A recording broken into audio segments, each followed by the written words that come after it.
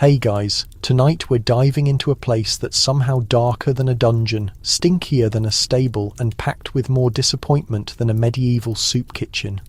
Welcome to the brothel, where love comes to die and cleanliness never showed up.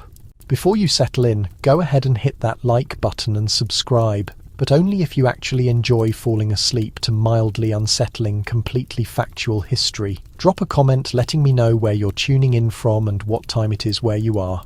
Now turn down those lights and snuggle into your covers. Have you ever thought about what daily life was actually like inside a medieval brothel? Was it all silk pillows and fine wine, or more like drafty chambers, questionable broth, and patrons who hadn't bathed in months? How did brothel workers manage to survive a place with more chaos than a reality show, more regulations than a convent, and cleanliness standards that make your messiest roommate look spotless? What did they eat? How did they dress? Did anyone actually get any rest? Or was it basically a medieval version of round-the-clock customer service with a much higher chance of getting thrown in jail? Let's dive in.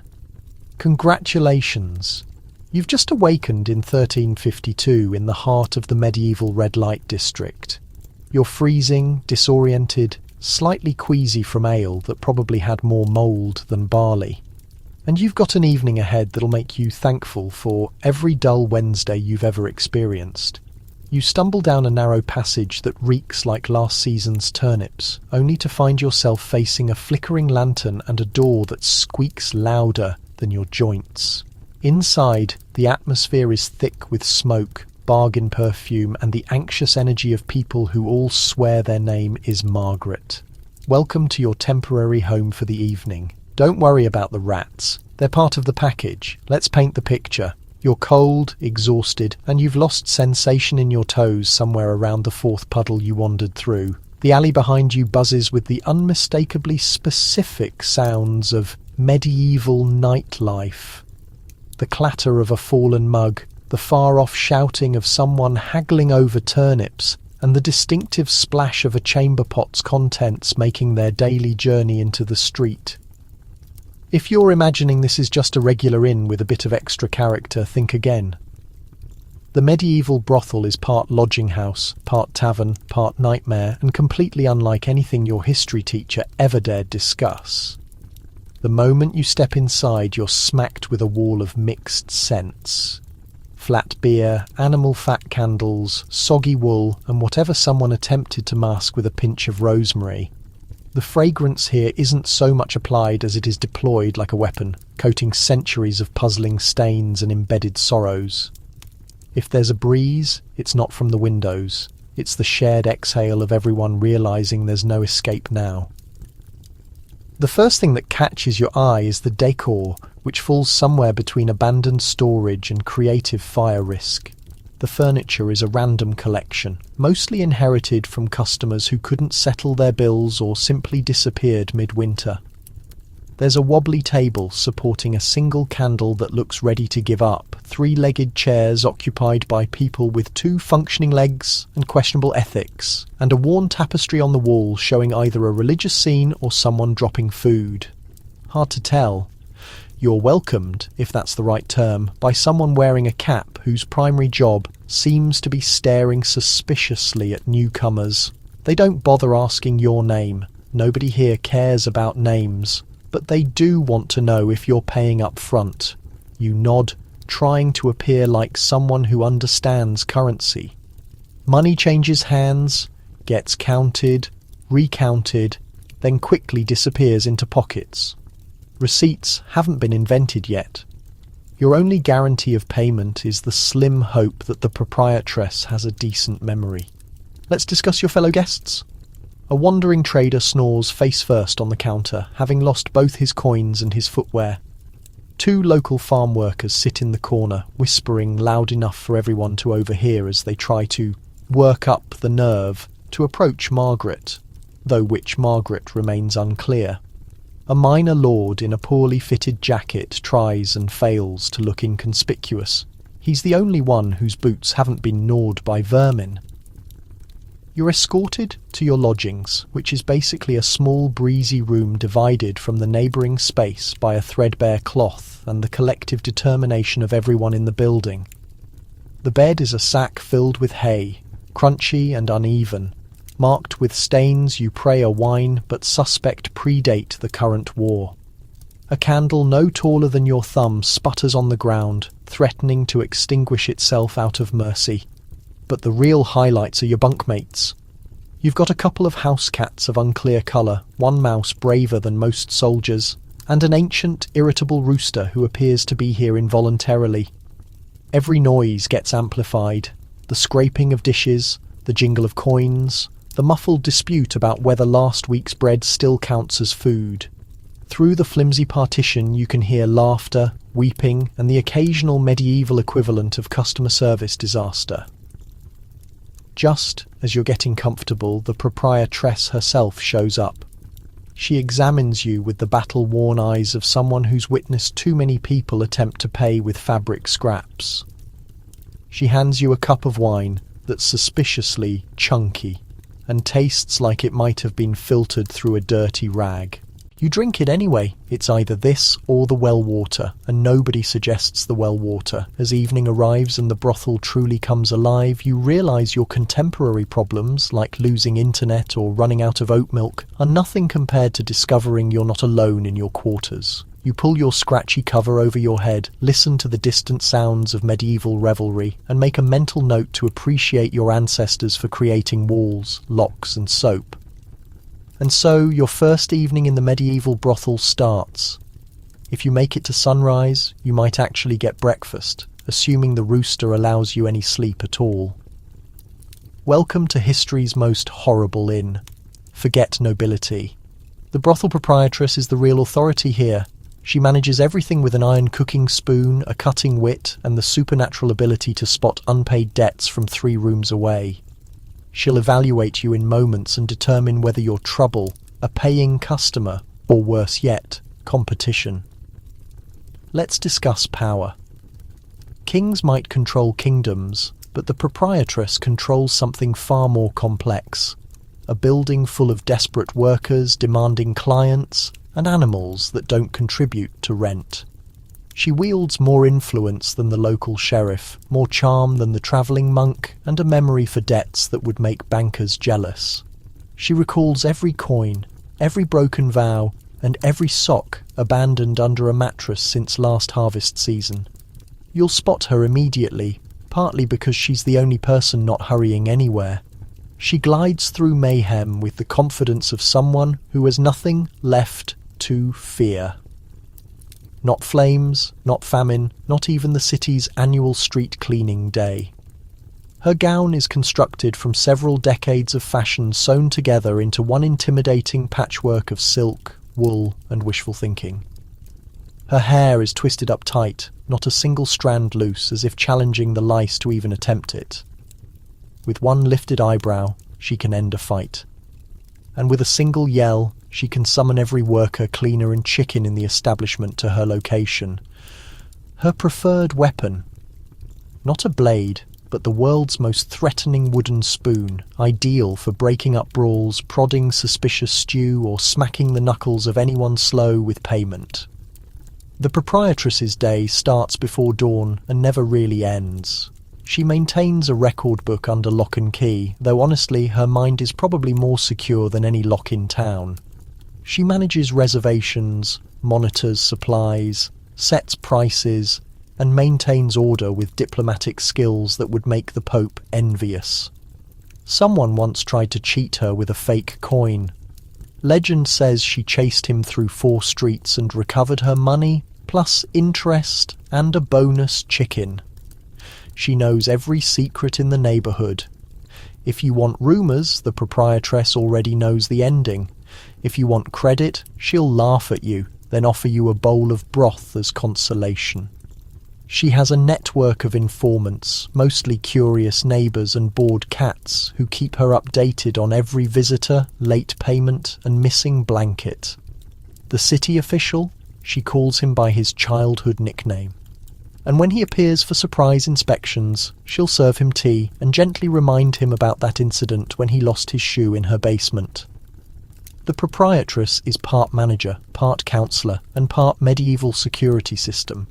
She settles disputes about whose turn it is to use the decent pillow, comforts heartbreak with a combination of firm advice and day-old bread, and can identify a fraud from across the room. She gives newcomers the once-over with a look that says, "I've seen worse, but barely." Try to outsmart her and you'll end up scrubbing the courtyard for a week, or worse, assigned to tend the geese.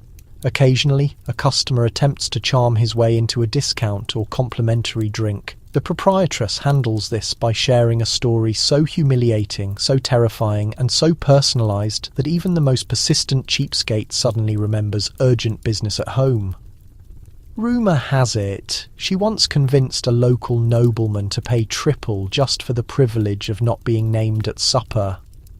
Despite her tough exterior, there's an odd sort of devotion in the house. The workers might complain about her regulations, but when the city watch comes calling or a fight threatens to spill into the street, it's the proprietress everyone turns to. She's the only one who can get the stove working, settle an angry client, and frighten away rodents with a single clap.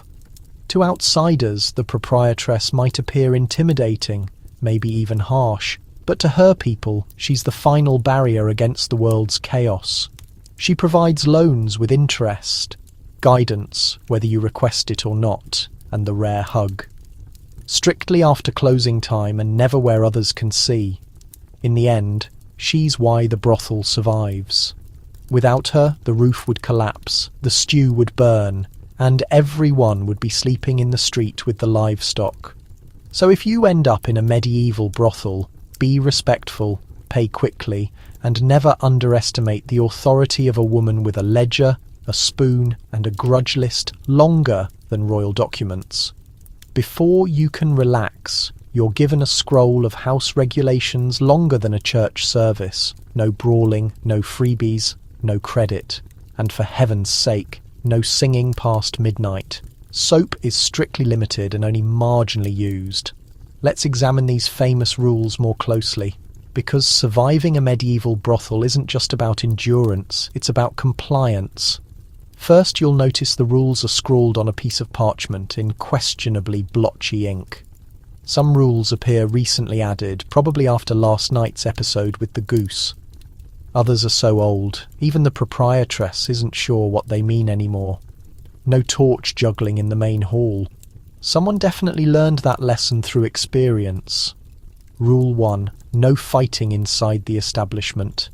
This isn't a lawless tavern or a medieval fight club. If you must challenge someone to combat, please do so outside, preferably away from the town guard.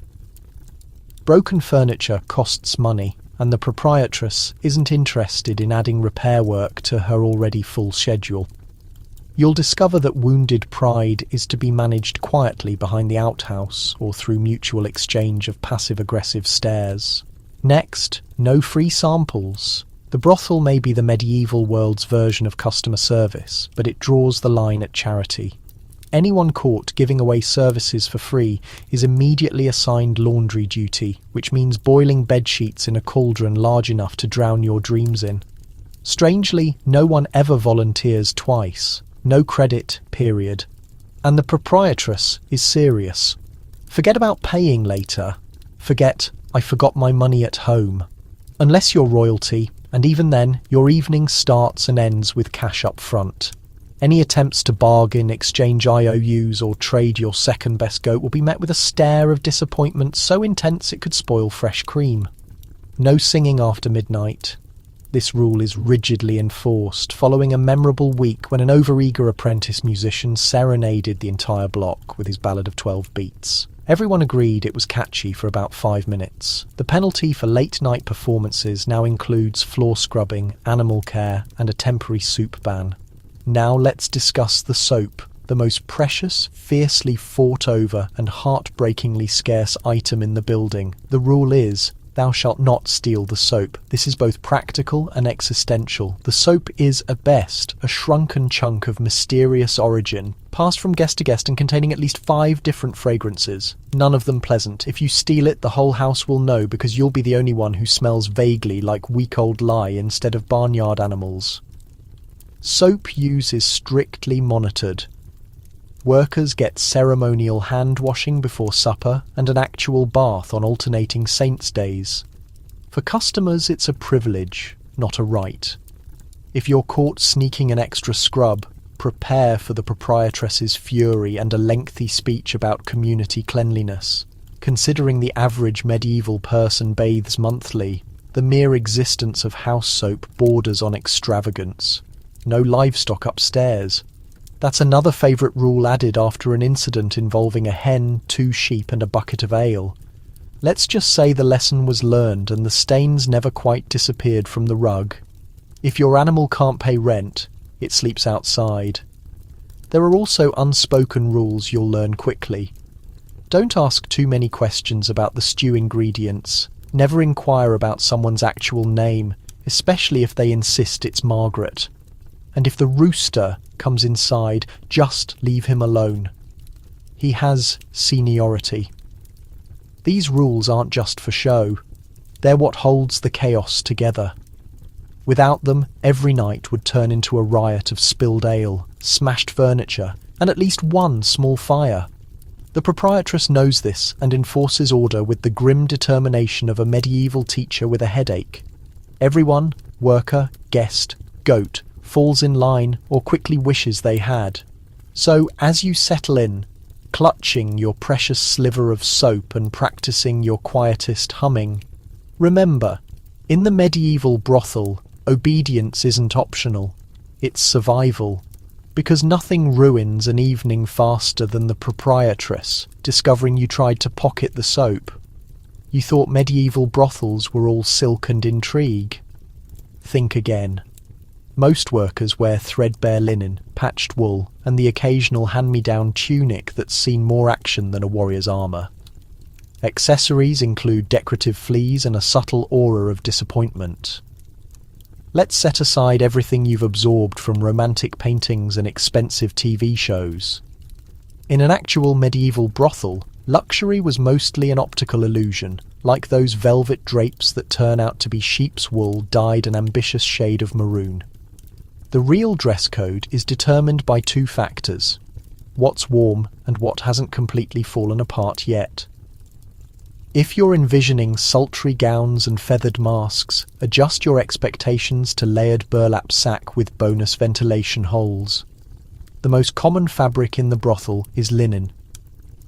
At least what started as linen before decades of hard use, quick repairs, and aggressive washing transformed it into something that can only be called historically resilient.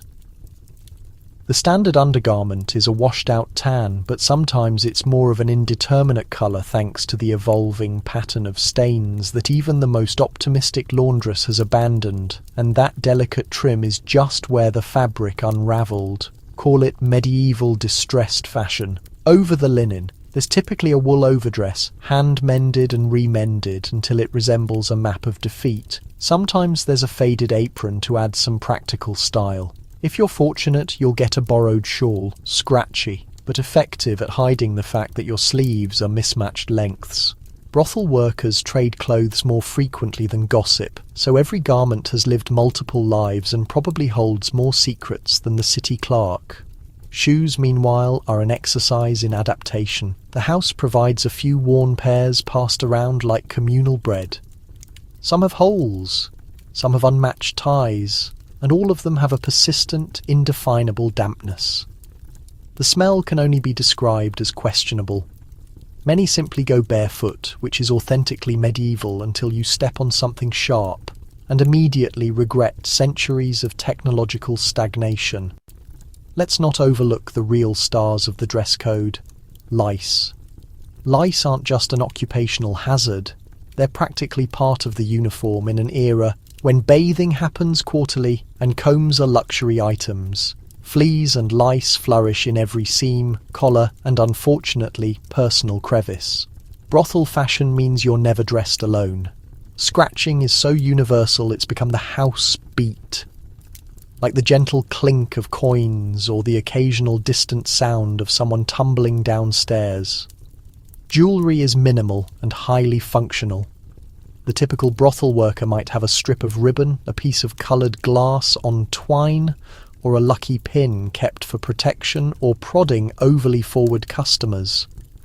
Real gold only appears if someone abandoned it in a hurry, and in that case, it's immediately confiscated by the proprietress for the Communal Betterment Fund, which mysteriously never betters anything except the proprietress's collection of suspiciously fine hats. Hairstyles are simple and practical. Hair tied back in a knot, tucked under a cap, or braided to keep it out of the communal soup.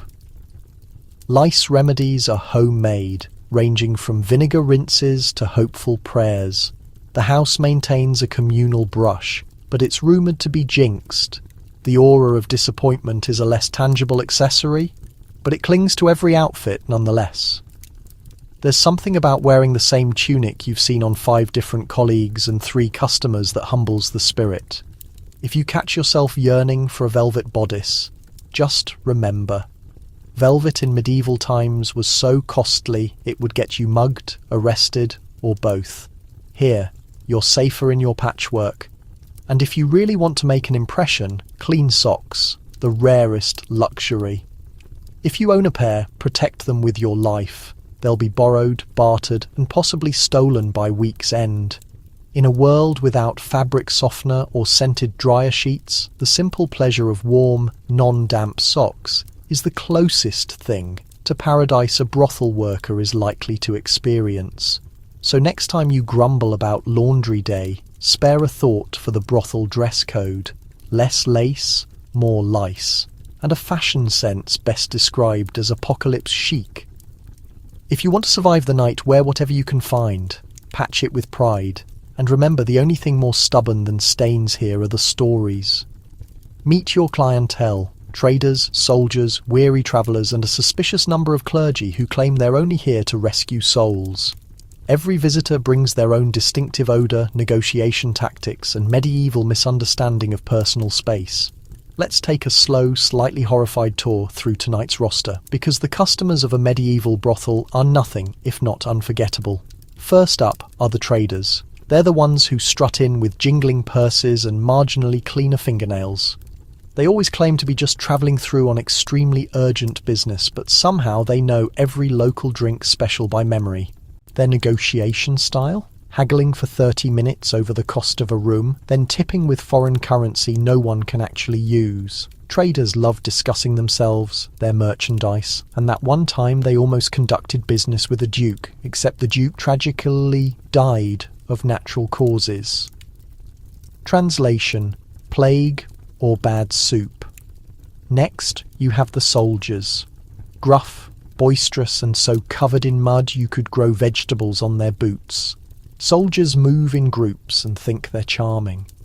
Most have spent weeks travelling, so the phrase "smelling like victory" takes on a more literal, nose-burning meaning.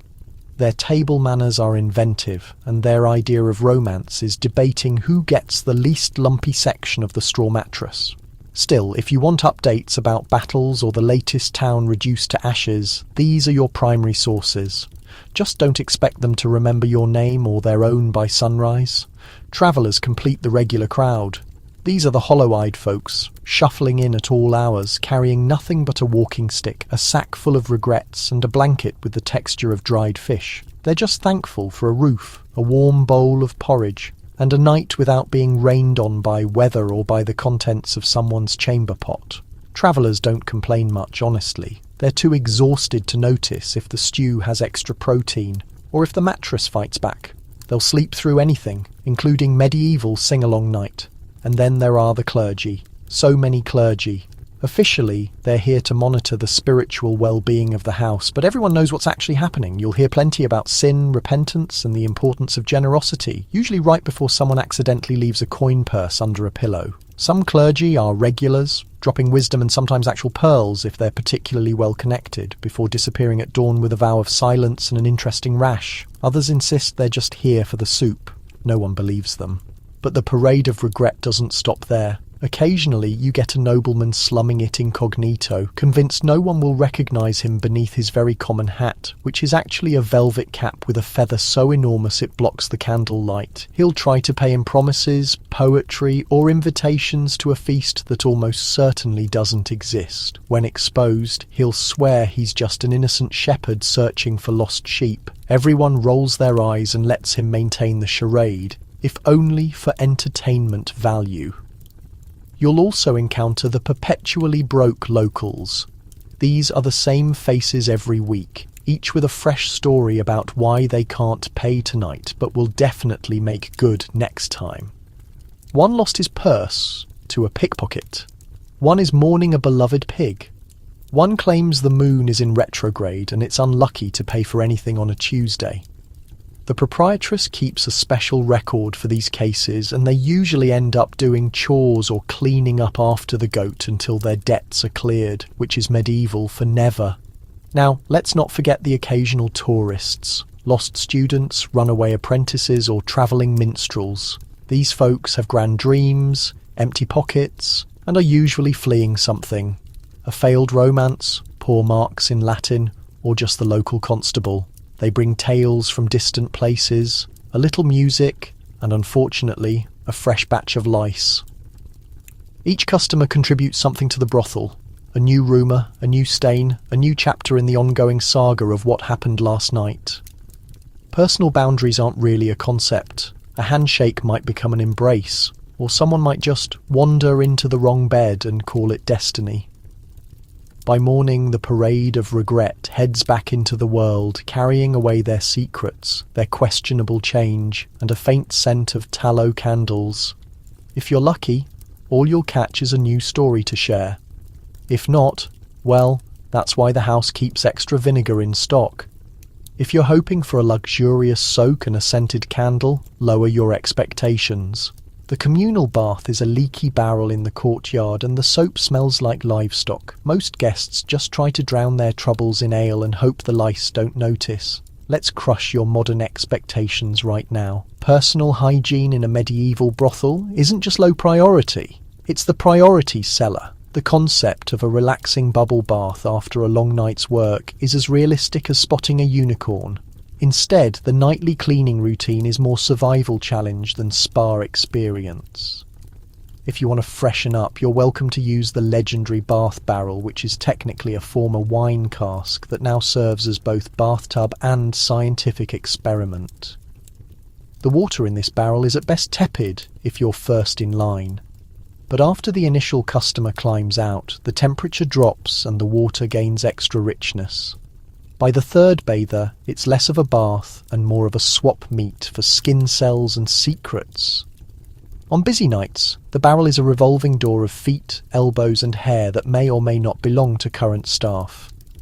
No, there's no changing the water between baths. That would require both effort and a dependable water source, luxuries the house can't manage. Soap is a closely monitored commodity and it's really just a greyish lump with the fragrance of wet sheep meets overcooked onions. It's distributed in slivers and everyone's learned to protect theirs as fiercely as gold. Try to sneak a double scrub and you'll attract the proprietress's wrath faster than someone singing past midnight. For most, a quick rinse of hands and face is all the effort they'll invest. Full-body washing is saved for major holidays, epidemics, and visits from very important customers, at which point a heroic amount of perfume will be splashed around to compensate. The rest of the time, you do what medieval people do. Embrace the aroma and hope for the best. After all, in a world where everyone's fragrant, nobody's nose is innocent. The signature scent is a blend of sweat, tallow, ale, and whatever herb was tossed on the fire last week. Lavender if you're fortunate, cabbage if you're not. Guests are, if anything, even worse. Travellers arrive carrying the aroma of every horse they've ever encountered. Soldiers think that dunking their feet in a trough constitutes bathing. Traders try to mask everything with strong cologne, which only complicates matters. The worst offenders are those who claim to be naturally clean, the medieval equivalent of someone bragging about being able to eat anything without getting sick. Lice, fleas, and their extended families are so prevalent that they're practically part of the staff roster. Combs exist, but only in the sense that someone once discovered a toothless relic and declared it decorative. Flea picking is a group activity, usually done while gossiping about who skipped out on their bill. Workers have preferred spots to sit where the breeze is strongest, not to cool off, but hoping that maybe the wind will carry away a few persistent hitchhikers. For those feeling particularly fancy, there's always the option to visit the local bathhouse. But bathhouses come with their own risks. Gossip, scandal, and a strong chance of encountering half the town, including that one priest who always asks too many questions. Besides, bathhouses are expensive, sometimes prohibited, and always suspicious. No one wants to explain to the bishop why they were just there for the steam. To bridge the gaps in cleanliness, the house employs a system of strategic laundering.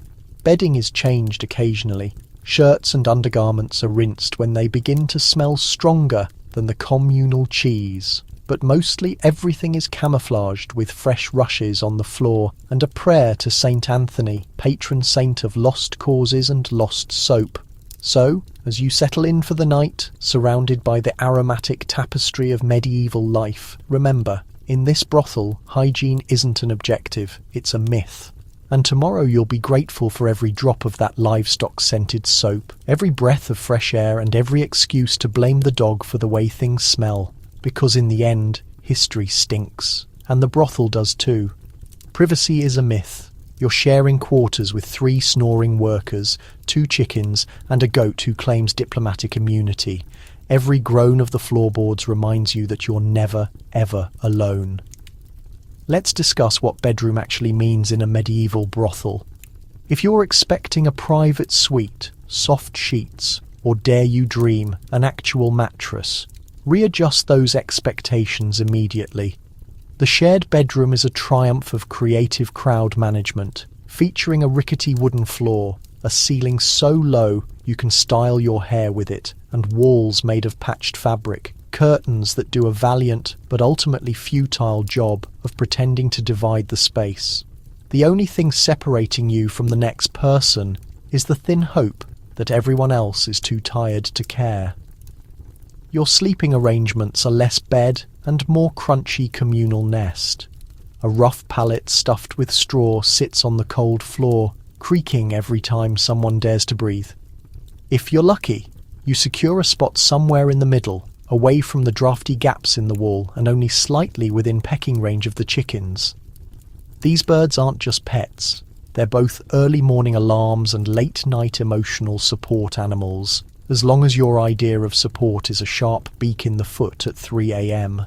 And then there's the goat. Nobody knows how the goat arrived. Nobody knows how the goat stays. But he's claimed his corner near the fireplace and glares at anyone who gets too close. The proprietress says he keeps evil spirits away. Others say he's the reincarnation of a bitter landlord. Either way, the goat is the only one permitted to hog the blanket, and if you move it, you do so at your own peril. The soundtrack of your night includes snores in 3 different keys, someone mumbling their dreams in Old French, the soft rustle of straw as a mouse relocates, and the sudden squawk of a chicken settling a personal dispute. There's always a midnight negotiation about who gets the decent pillow, the one with the fewest mysterious stains. Usually it ends in compromise, or more likely, nobody wins and everyone settles for a lumpy bundle of laundry. Personal space is an ancient legend. On the coldest nights, everyone huddles together for warmth, forming a sort of human casserole layered with linen, wool, and desperation. You might find yourself spooning with a co-worker you barely know, one arm draped over the chicken for good measure. Nobody makes eye contact in the morning. If you think insomnia is a modern problem, try sleeping in a room where someone always needs to get up, whether it's for the chamber pot located conveniently behind a curtain that only blocks sound if you believe hard enough to feed the animals or to chase off the aforementioned mouse. And don't forget the parade of customers who occasionally stumble into the wrong room, convinced they're looking for another Margaret, when really they're just one curtain short of catastrophe. Then there's the temperature. When winter hits, the cold bites so hard you watch your own breath dance in front of your face, and that straw mattress beneath you turns stiff with frost. Come summer, you're trapped in a steamy mess of sweating bodies and barnyard stench. Fresh air. That's just a fantasy they tell you about. There's one pathetic little window that lets in barely enough breeze to keep your hopes from dying completely, but nowhere near enough to actually help. If you somehow manage to fall asleep, count on the goat to stomp on your toes at sunrise, making it crystal clear who runs this place. Yet somehow, buried in all this madness, there's this strange kind of peace. The shared sleeping quarters become the stage for whispered tales, traded secrets, and the rare stolen giggle that bubbles up despite everything. Even though everyone's trying their best to get some rest, you find yourself pulling that threadbare blanket closer and doing your best to ignore the chicken that's decided your shoulder makes a perfect roosting spot, realizing you're actually living through a piece of history. The messy, loud, communal part that fairy tales conveniently skip over. So while you lie there wide awake, listening to a symphony of snoring farm animals and your neighbours arguing through the thin walls, just remember that privacy's overrated anyway, and in a medieval brothel, sleep is more of a suggestion than a requirement. Rest never truly comes alone here because nighttime, just like the rent, gets split among everyone. Don't think about regular hours when you're in a medieval brothel. The real show kicks off when darkness falls. Oil lamps start their flickering dance, coins jingle against each other, and the air fills up with a mix of forced giggles and genuine hacking coughs. You start wondering if a single soul in this place has ever experienced 8 solid hours of sleep. The sun's barely disappeared behind those crooked rooftops when the brothel begins its transformation. What used to be a refuge for worn-out workers and the world's most sluggish goat suddenly becomes the beating heart of medieval nighttime entertainment, if that's what you want to call it. The atmosphere gets thick with a haze of candle smoke, spilled beer, and no less than 3 different perfumes all battling to mask the lingering smell of turnips and disappointment. Everything begins in the main room. Those rough wooden tables fill back up with merchants, ready to throw their money around, soldiers hunting for either distraction or a brawl, whatever comes their way first, and clergy members muttering prayers and apologies with equal enthusiasm. The workers are already moving, sliding between bodies with the kind of expertise that only comes from years of avoiding unwanted touches and flying beer mugs. The night crew has arrived and the doors are officially open for business. Those oil lamps keep sputtering along, stubborn little things that bathe everyone in what's supposed to be a flattering golden light. If you position yourself just right, you might actually look good. More likely, you'll just seem like you've stumbled into some dramatic performance about the hazards of questionable lighting choices. Shadows collect in every corner, perfect for hushed gossip and secret deals, or for patrons desperately trying to recall which Mary they chatted with earlier. The soundtrack is purely medieval, crackling firewood, the clink of coins being counted twice for safety, and the occasional hacking cough that might or might not spread to everyone else. Laughter rises and falls in carefully timed waves, with everyone determined to sound more carefree and prosperous than they really feel. The serving girl spins outrageous tales for the soldiers, each story more ridiculous than the one before, because truth has never been a popular drink around here. For the workers, the night shift becomes an endurance test. There are customers to win over, drinks to serve, songs to perform, and the occasional fight to stop before the madam has to step in with her famous ladle. Every single interaction is pure theatre. Smiles get practiced until they're perfect, jokes get rehearsed until they flow naturally, and every gesture gets planned for maximum profit and minimum personal harm. If you think dealing with customers today is rough, Try doing it while wearing a dress sewn from old bed linens in a room where the fire keeps dying and half your guests can't even remember what you're called. Some customers are genuinely sweet, others are heartbreaking, and some just want to sleep it off in the corner, leaving behind muddy footprints and soggy breadcrumbs. On any random night, you might catch wind of a marriage proposal, some dramatic confession, or somebody swearing undying love to a barmaid who's already forgotten his face. Secrets become currency here, and everyone's constantly trading bits of their own for pieces of someone else's. Sometimes, during the quiet moments between songs and arguments, you can't help but wonder if anyone actually sleeps in this place. Absolutely not. Breaks are precious and rare. If you manage to slip away, it's only to that freezing storage room to catch your breath, splash some water on your face, or if you're really desperate, sit on a box of onions and pretend you're anywhere else. The night stretches on forever. Even after the last customer stumbles out and the lamps get snuffed out, sleep remains a distant dream. There's bedding to scrub, money to tally, and that never-ending search for the missing chicken. When dawn finally teases the windows with pale grey light, you're left questioning whether you actually worked through the night or just lived the same few hours on endless repeat. The rooster crows, the goat stretches and yawns, and you realise the only thing more relentless than the customers is that nagging feeling that you've never, not even once, slept straight through until morning. In a medieval brothel, working the night shift is less about having a job and more about basic survival. Just another day at the office. Dinner gets served. It's porridge again, a thick stew packed with vegetables, grains, and something that might have once been a pigeon. If luck's on your side, there's some stale bread. If you're really fortunate, it's not crawling with anything. Let's shatter this romantic fantasy right now. Eating in a medieval brothel isn't about candlelit romance or lavish feasts. It's more like a game show where the grand prize is avoiding food poisoning. Porridge is the signature dish, and by signature I mean it's literally the only thing anyone knows how to prepare.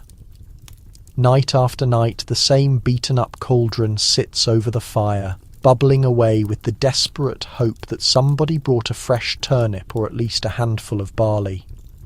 It's less of a stew and more like a living diary of everything that's wandered through the kitchen this month. The secret ingredient is always whatever's hanging around. Carrots that seem to be questioning their life decisions, onions from the very bottom of the sack, and a generous helping of last week's mystery meat, labelled as pigeon for believable denial. Sometimes the meat is rabbit, sometimes it's rat, and once in a great while, a very unfortunate chicken. You learn not to ask too many questions. That's how gossip starts, and gossip gets you stuck on dish duty. Let's discuss texture. Porridge isn't smooth.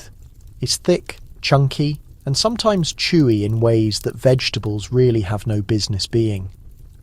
The broth shifts colours depending on what's been boiled in it recently, going from muddy brown to suspiciously green. Some nights you strike gold and discover a whole bean. Other nights you're left wondering if that crunch was a bone or just an overly determined piece of barley. Then you've got the bread, our medieval bread, the only thing tougher than the workers' daily lives.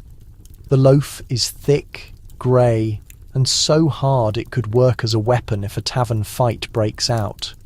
If you drop it, it either breaks into pieces or puts a dent in the table. Cutting it takes both skill and serious arm strength. Once in a blue moon, someone brings in a soft piece from the baker's wife, an event so remarkable it gets applauded and honoured with a moment of respectful silence. If you're hoping for butter or cheese, you're in the wrong income bracket. Here, dairy gets saved for special events, noble visitors, or bribes for the city inspector. Sometimes there's a spread, some questionable smear of something claiming to be lard. You try not to think about it too deeply, because overthinking is dangerous in a medieval kitchen. The kitchen itself is a wonder of medieval engineering. A smoky fireplace, one pot that's never been properly cleaned, and a collection of wooden spoons and knives so dull they might actually be safer than real cutlery. Dishes get washed with boiling water, sand, and lots of prayer. The cook, usually someone who couldn't make it at any other job, swings that ladle like a weapon and threatens anyone who dares complain about how much they're getting. For drinks, you get weak beer or watered-down wine. Water isn't trusted, and there's good reason for that. It's better to risk a slight hangover than whatever's living in the town well. On special nights, someone smuggles in a jug of something stronger. But fair warning, the last person who drank from it claimed to see angels and then couldn't walk in a straight line for a whole week. Dessert, you wonder? There is no dessert. At best, you might discover a wrinkled apple or a dried-up fig tucked away in someone's apron. The concept of after-dinner sweets is just another fairy tale, right up there with regular bathing and shoes that don't hurt your feet. Meals are group affairs, noisy and full of running commentary. The dinner conversation covers everything from the day's rumours to the latest argument about what exactly was floating in the porridge. Nobody eats by themselves, and everyone's eager to trade their bread heel for your slightly less mouldy turnip. So as you wrap up dinner, feeling strangely thankful to have survived the meal without breaking a tooth, just remember that in a medieval brothel, cooking is less about taste and more about staying alive. And if you're still hungry afterward, there's always more porridge. There's always more porridge. To maintain order, the brothel keeps security on staff. Usually a big grumpy mastiff who gets paid in leftover bones and the privilege of sleeping wherever he wants. He's surprisingly good at his job, even if he's not particularly picky about details. Let's get this straight. In a medieval brothel, thinking about a bouncer brings to mind images of some massive scarred soldier with arms like tree trunks and a stare that could spoil milk. But here, reality is both simpler and somehow more successful. The bouncer is a dog. Not just any dog, but an old mastiff named with typical medieval creativity, Brutus. Brutus is as wide as a cart, mostly muscle and fur with the kind of droopy jowls that make small kids rethink their future plans. He's the undisputed ruler of the doorway. If you're new here, you'll meet Brutus before you meet anyone else. His job involves napping in doorways, checking pockets for treats, and letting out a low rumble at anyone who tries to sneak out without settling their bill. No professional training, just generations of dog instinct and a serious personal dedication to mealtime. The second the door opens and some rowdy customer stumbles inside, Brutus conducts a quick sniff evaluation. This is medieval security screening. Do you smell like trouble, food, or both? The madam insists that Brutus can spot a liar just by watching their feet twitch. Word is he once stopped a famous thief with nothing more than a perfectly timed yawn. Most visitors don't dare challenge him. Even the town's most drunken soldier will pause before picking a fight with 120 pounds of dog whose bite could crack a soup bone. But if you're a regular, especially if you've got a snack in your pocket, Brutus will let you pass with just a resigned sniff. Inside, Brutus makes his rounds at his own pace, wandering between tables and napping wherever he's most inconvenient. If a fight starts, he doesn't waste time barking. He simply walks into the middle of it, plants himself between the fighters, and gives them such a look of tired disappointment that the argument usually dies right there. For especially stubborn troublemakers, he'll guide them outside with the gentle pressure of his considerable rear end. The house rules apply to everybody, but Brutus has his own code. No food left unguarded. He'll confiscate it for proper inspection. No loud sounds after dark, unless you want a paw the size of a skillet resting meaningfully on your foot. And absolutely nobody should ever wake him up from a nap. One unlucky merchant found this out the hard way, and his boot is still nowhere to be found. Other security measures are more for show than actual protection. There's a wooden club behind the bar that mostly gets used for stirring soup. A rusty old sword hangs above the entrance, about half as intimidating as Brutus's morning breath. For real emergencies, the madam has a whistle, though most people agree it's just for calling the dog over for backup. The real brilliance of dog security, though, is mental. News spreads quickly in a medieval town.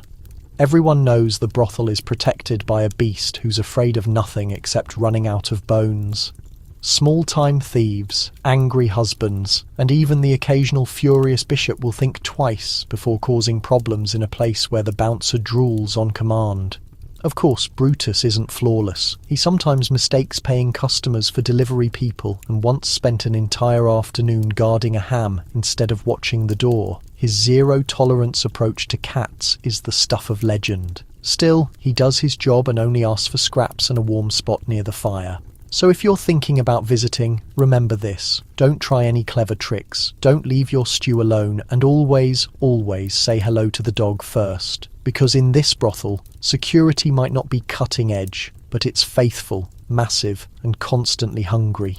And honestly, Brutus is better than 3 guards, 2 locks, and 1 very anxious rooster. Sleep tight, if you can manage it. The dog's watching the door tonight. Brothels work within a constantly changing maze of official acceptance, church anger, and occasional government raids. When the sheriff comes knocking, everyone suddenly develops amnesia about their own names and tries to disappear behind a curtain. Problem is, there are no curtains. Living in a medieval brothel isn't just about keeping customers satisfied and preventing the soup from being poisonous. It's also about playing an endless game of hide-and-seek with law enforcement. During any given week, you're never quite sure if the brothel is legally tolerated but socially disapproved of, an officially recognised necessary evil, or the source of all wickedness, about to be purified by fire and furious sermons. This means the establishment always operates on edge, rumours, and no fewer than 3 escape plans. The first and most crucial tool for legal survival? Bribes. Tons of bribes. The madame maintains a stash of coins in a teapot, hidden inside a bigger teapot, buried under a loose floorboard beneath the nice carpet. When the sheriff or town guard shows up for an inspection, the proper procedure is to offer a chair, pour a drink, and discreetly slide a bag of coins across the table. The conversation always uses code words. Is everything running smoothly tonight? Is the bribe prepared? We've completed a thorough cleaning. Accept the payment. Please go away. But bribery by itself doesn't guarantee safety. The church operates by its own rulebook and has its own representatives, usually a priest with a face like an approaching storm, who stops by to remind everyone about eternal damnation right before pocketing a small donation for the local orphanage, which coincidentally is run by his relatives. These visits demand a show. Workers cover themselves up, customers try to look repentant, and someone begins praying loudly, just in case a nosy neighbour is eavesdropping at the window.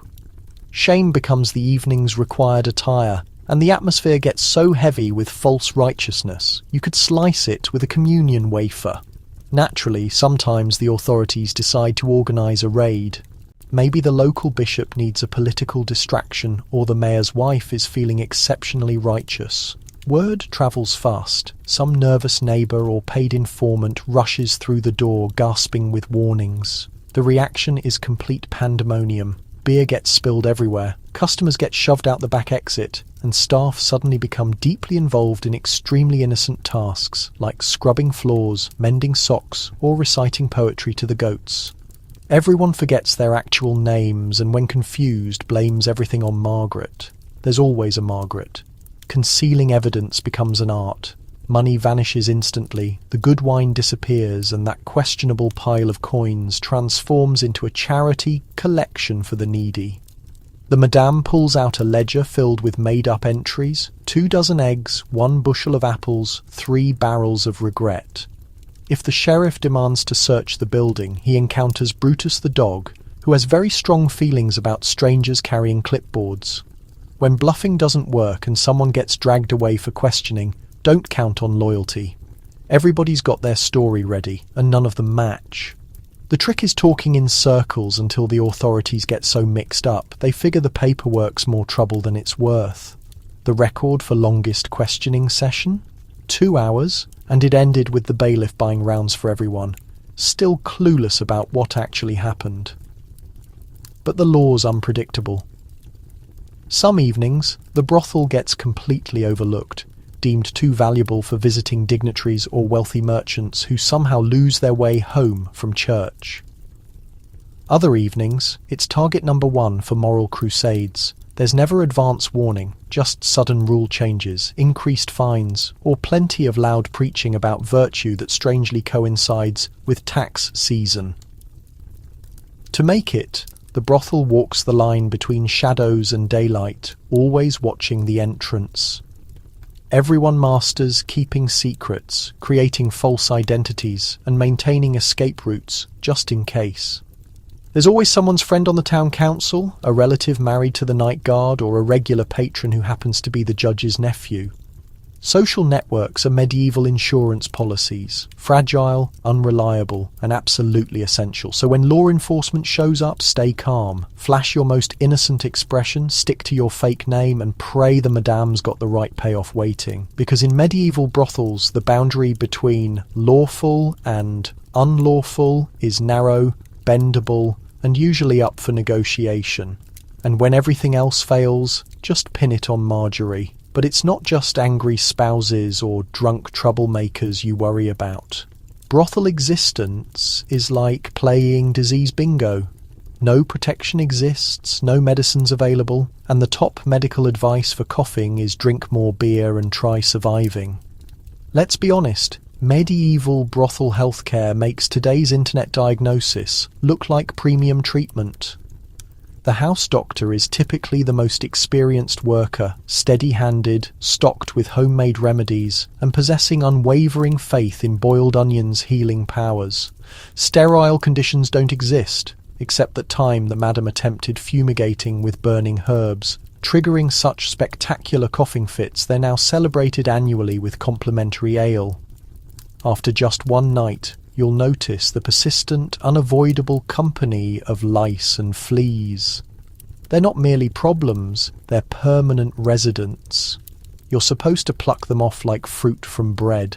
With so many home remedies circulating, the kitchen often smells like mixed herbs. Today it's vinegar and garlic, tomorrow it's salt sprinkled behind your ears. For the truly desperate, just keep scratching and cross your fingers. Breathing problems are as routine as rumours. Every customer brings fresh germs, and each cough gets met with silent worry.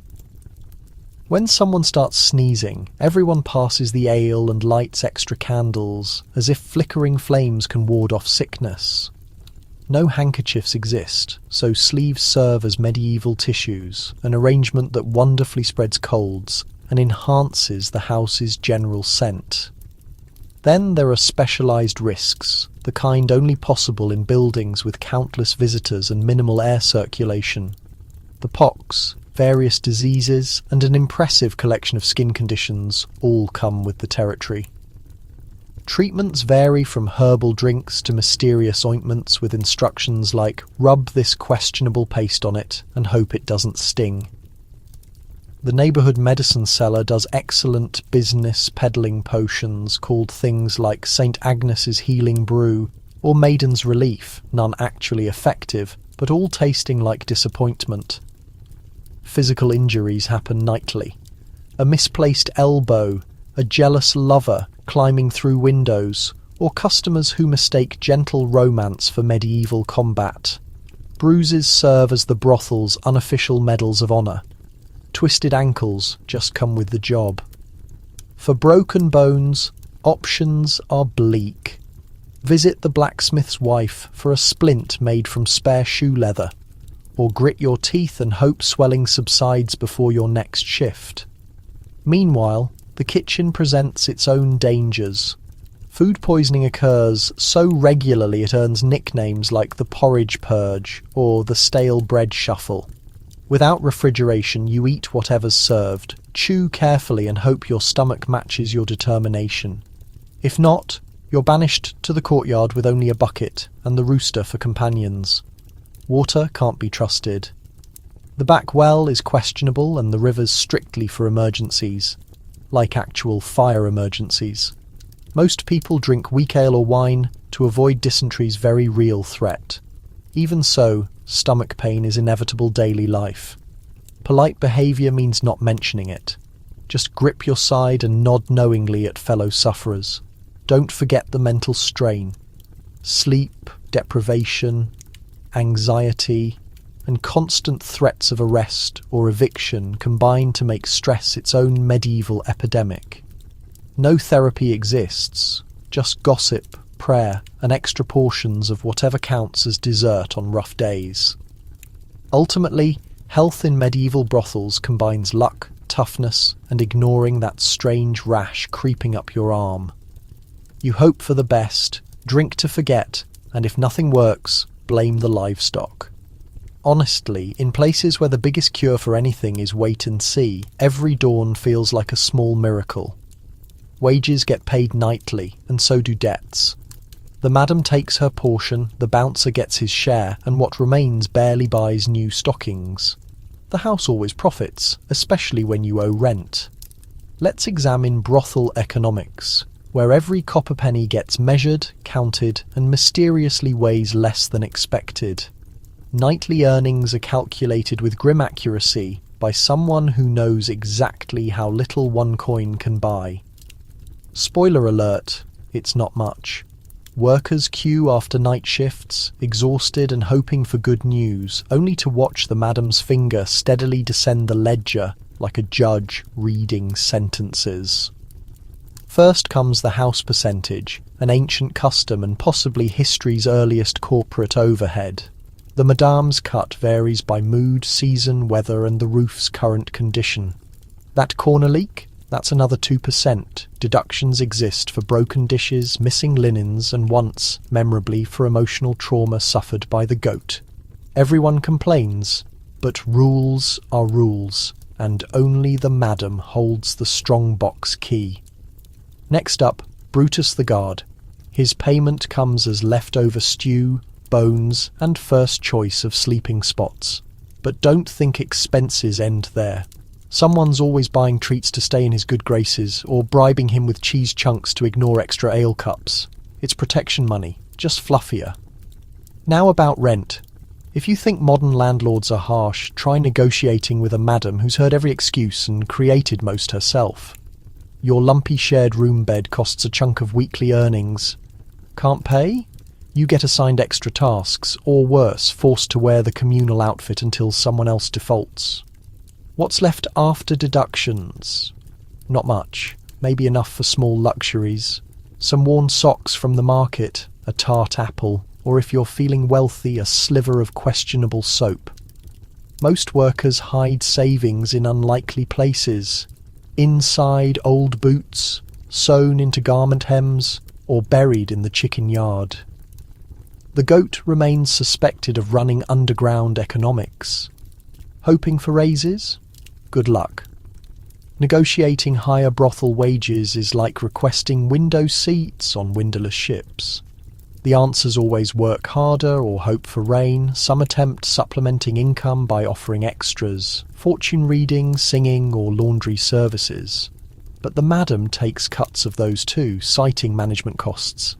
Someone's always in debt, usually several people. Lost purses, bad gambling, or fines for breaking house rules can spiral into cycles of IOUs and whispered promises. The madam tracks everything, her memory sharp as a lolodal. Debts get paid through extra shifts, rainy errands, or nights on chicken duty. Interest stays unspoken, but always implied. Meanwhile, brothel expenses never rest. Bribes for bailiffs, church donations for forgiveness, plumbing fixes, and ongoing costs of firewood, candles, and endless cheap ale supplies. Somehow, even when packed and coins exchange hands with every wink and smile, books always balance in the house's favour. The madame calls it simple bookkeeping. Workers call it magic, or maybe just experience. Here, money flows like ale, quickly and always with spillage. If you're smart, you'll stash coins for difficult days, though odds are the madame will find them first. Ultimately, it's not about getting rich. It's about surviving to payday, laughing at empty purses, and knowing that while the house always wins, at least you're still playing.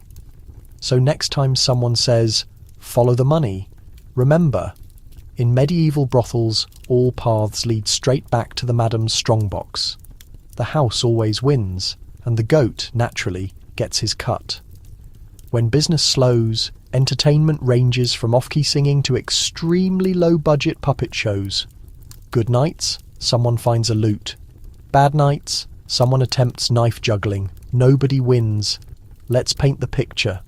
Candles burn low, customers count remaining coins, and even Brutus has dozed by the fire, snoring louder than anyone imagined possible. There's a lull in activity, dangerous in places built on distraction. That's when performances begin. In pre-streaming worlds, the brothel's main entertainment comes from whatever gets assembled using available talent, objects, and occasionally farm animals. First, the singing, never planned. Someone stands up, usually after their third ale cup, and belts out tunes about lost love, cheating merchants, or the world's most famous goat. Audiences join in, knowing words or not, achieving harmonies purely by accident. The brothel's best vocalist is usually a cook claiming she once performed for nobility. Though evidence is scarce and memories hazier, she's known for voices that cut through thickest kitchen smoke and habits of changing lyrics mid-song to mock clientele. When music isn't sufficient, puppet shows begin.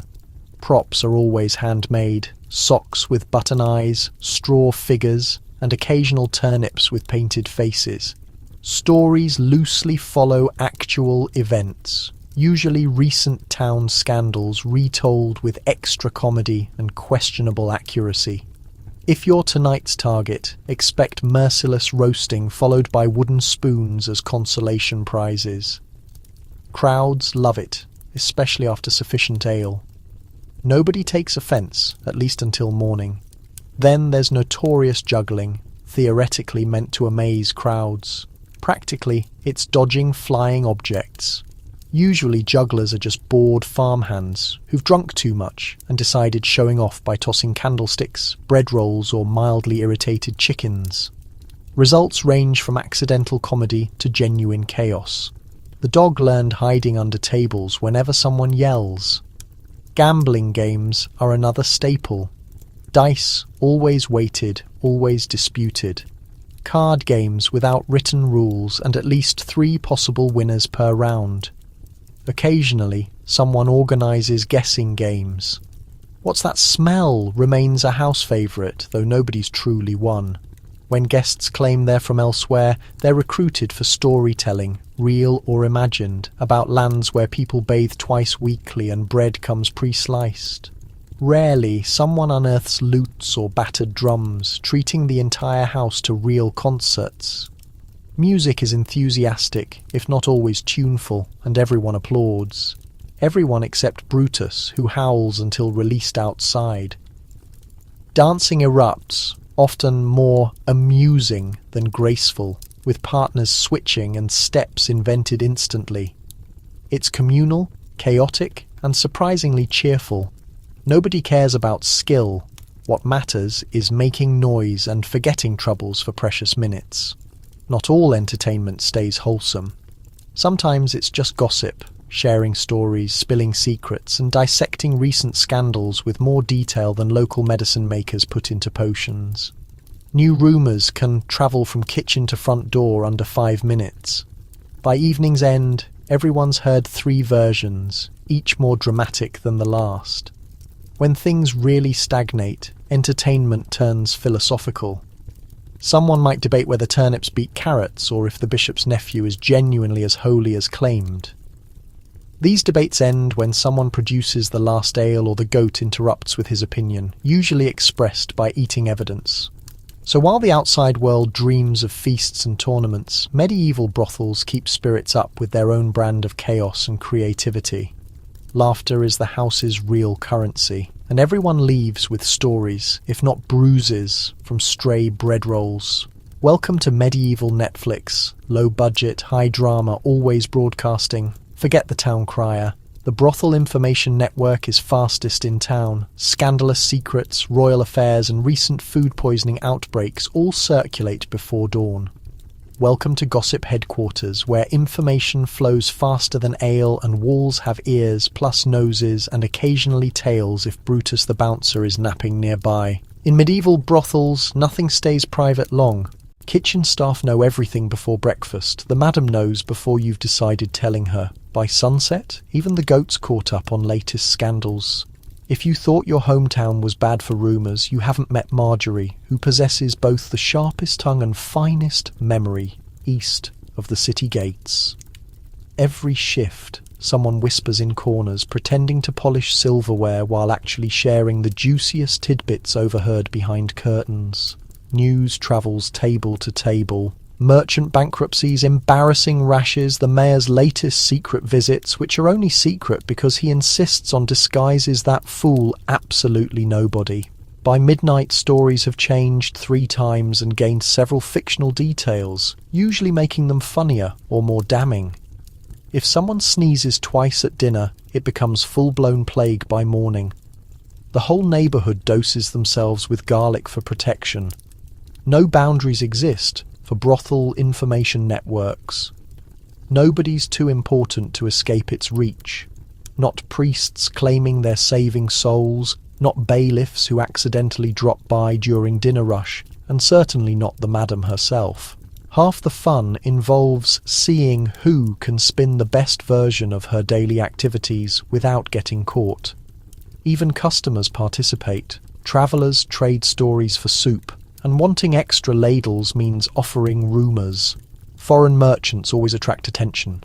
Are they really just here for markets? Or are those satchels full of gold coins? Or something more suspicious like genuine pepper? Mornings after are unofficial news conferences. Everyone gathers around hearths, clutching bread crusts, eager for updates. Someone always has friends who know guys who swear they saw the town official running from chickens, or bishops dancing in squares after curfew. Stories get told and retold, growing taller each time. Truth is flexible in brothels, and nobody wants to ruin good tales with boring facts. Occasionally, gossip takes on its own life, snowballing into things whole towns can't ignore. Single overheard arguments become brewing feuds between rival merchants. Harmless flirtations get reimagined as forbidden romances. Someone's unfortunate food poisoning becomes dire warnings against cook's stew, though everyone still eats it. Hunger trumps caution every time. The brothel's real information network, though, is staff themselves. Each has specialties. Kitchen maids hear everything from gardens. Night shifts catch secrets whispered in darkness. Laundry workers are practically spies, sorting through evidence of who wore what where.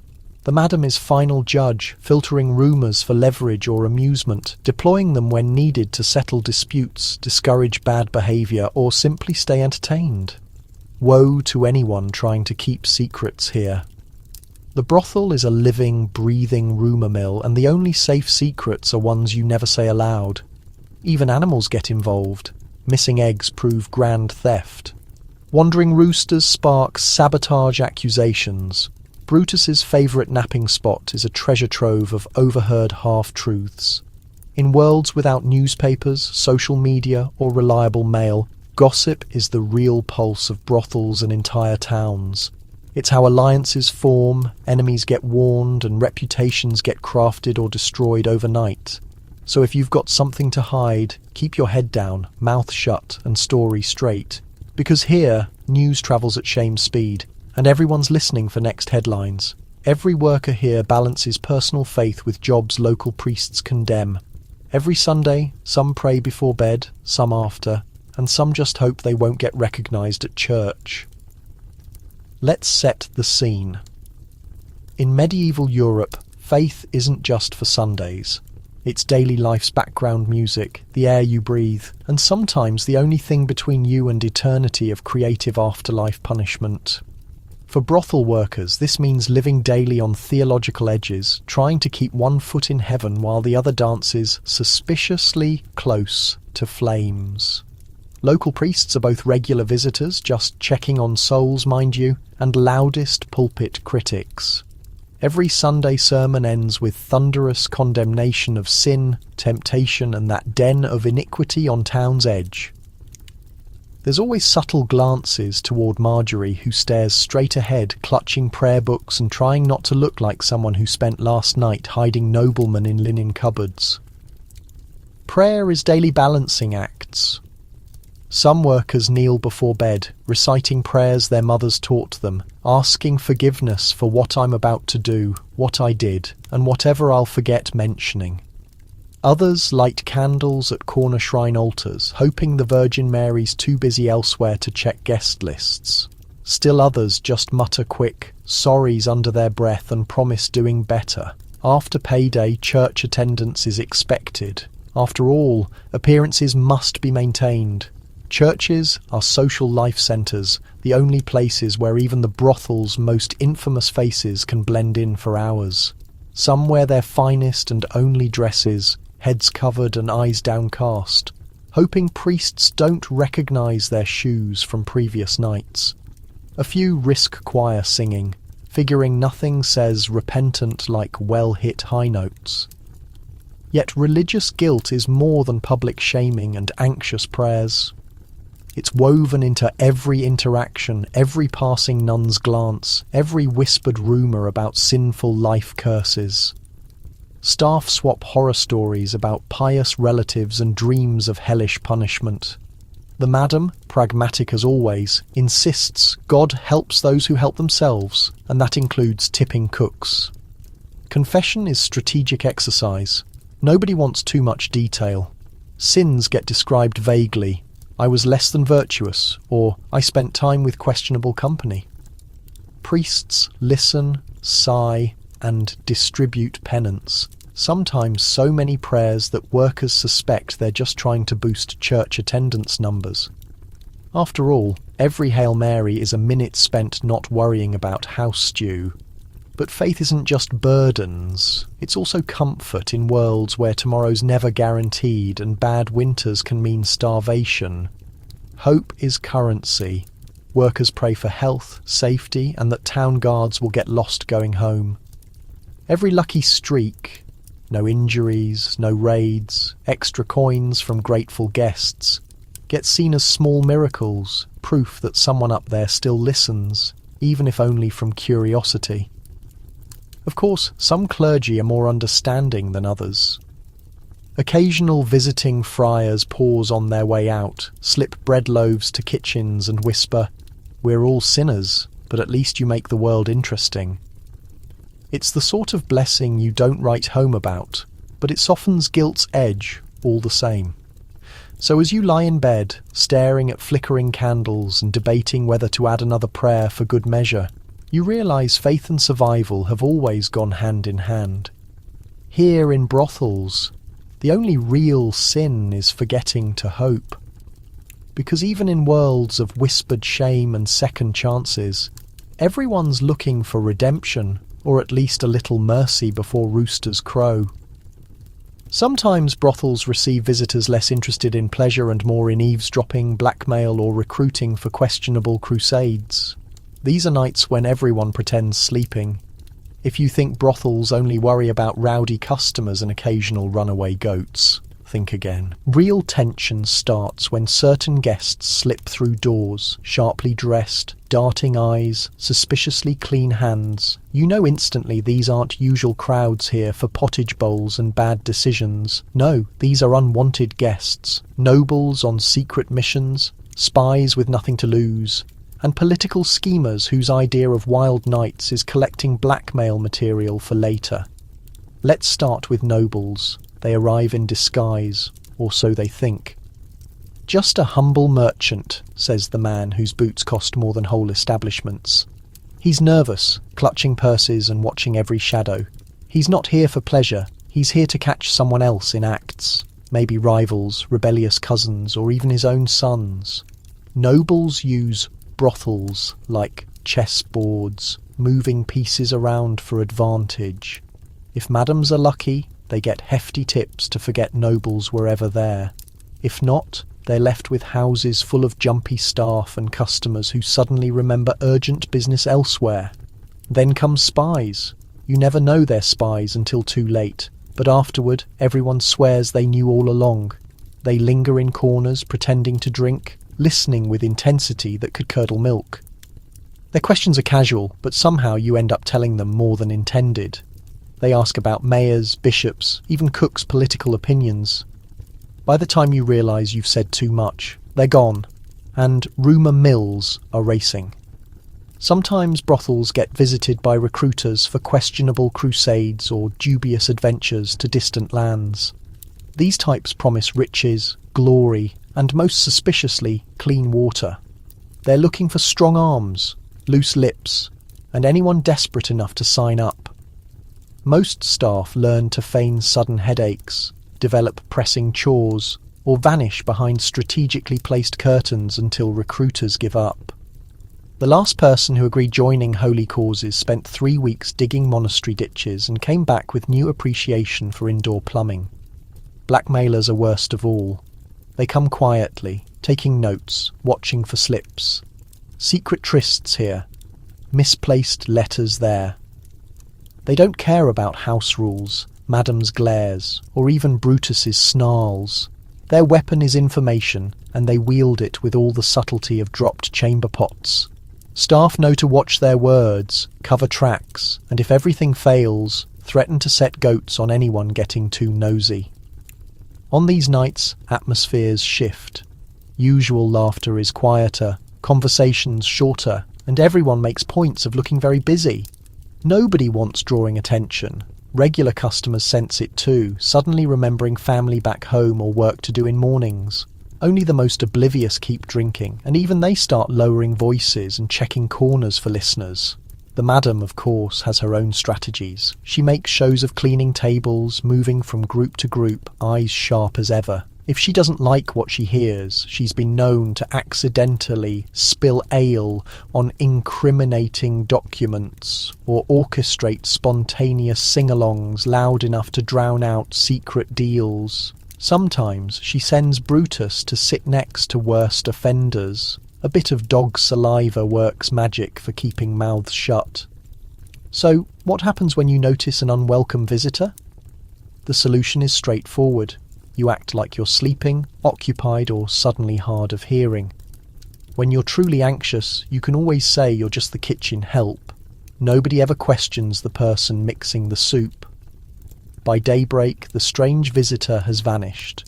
The workers share meaningful looks, and the establishment goes back to its typical mayhem. In a realm where information is money, the medieval whorehouse is a vault with very shaky foundations. And some evenings, your best protections are a yawn, a bolted door, and a clever tale for tomorrow's rumours.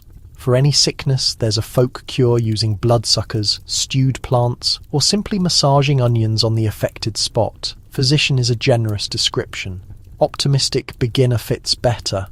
In the medieval brothel, you rapidly discover that healing is less about knowledge and more about hopeful testing, mixing folklore, cooking creativity, and eager experimentation. If you hurt your foot, develop a cough, or get a strange skin irritation, probably from the bedding, certainly not from the broth, you'll receive something that would horrify today's druggists. The real rule?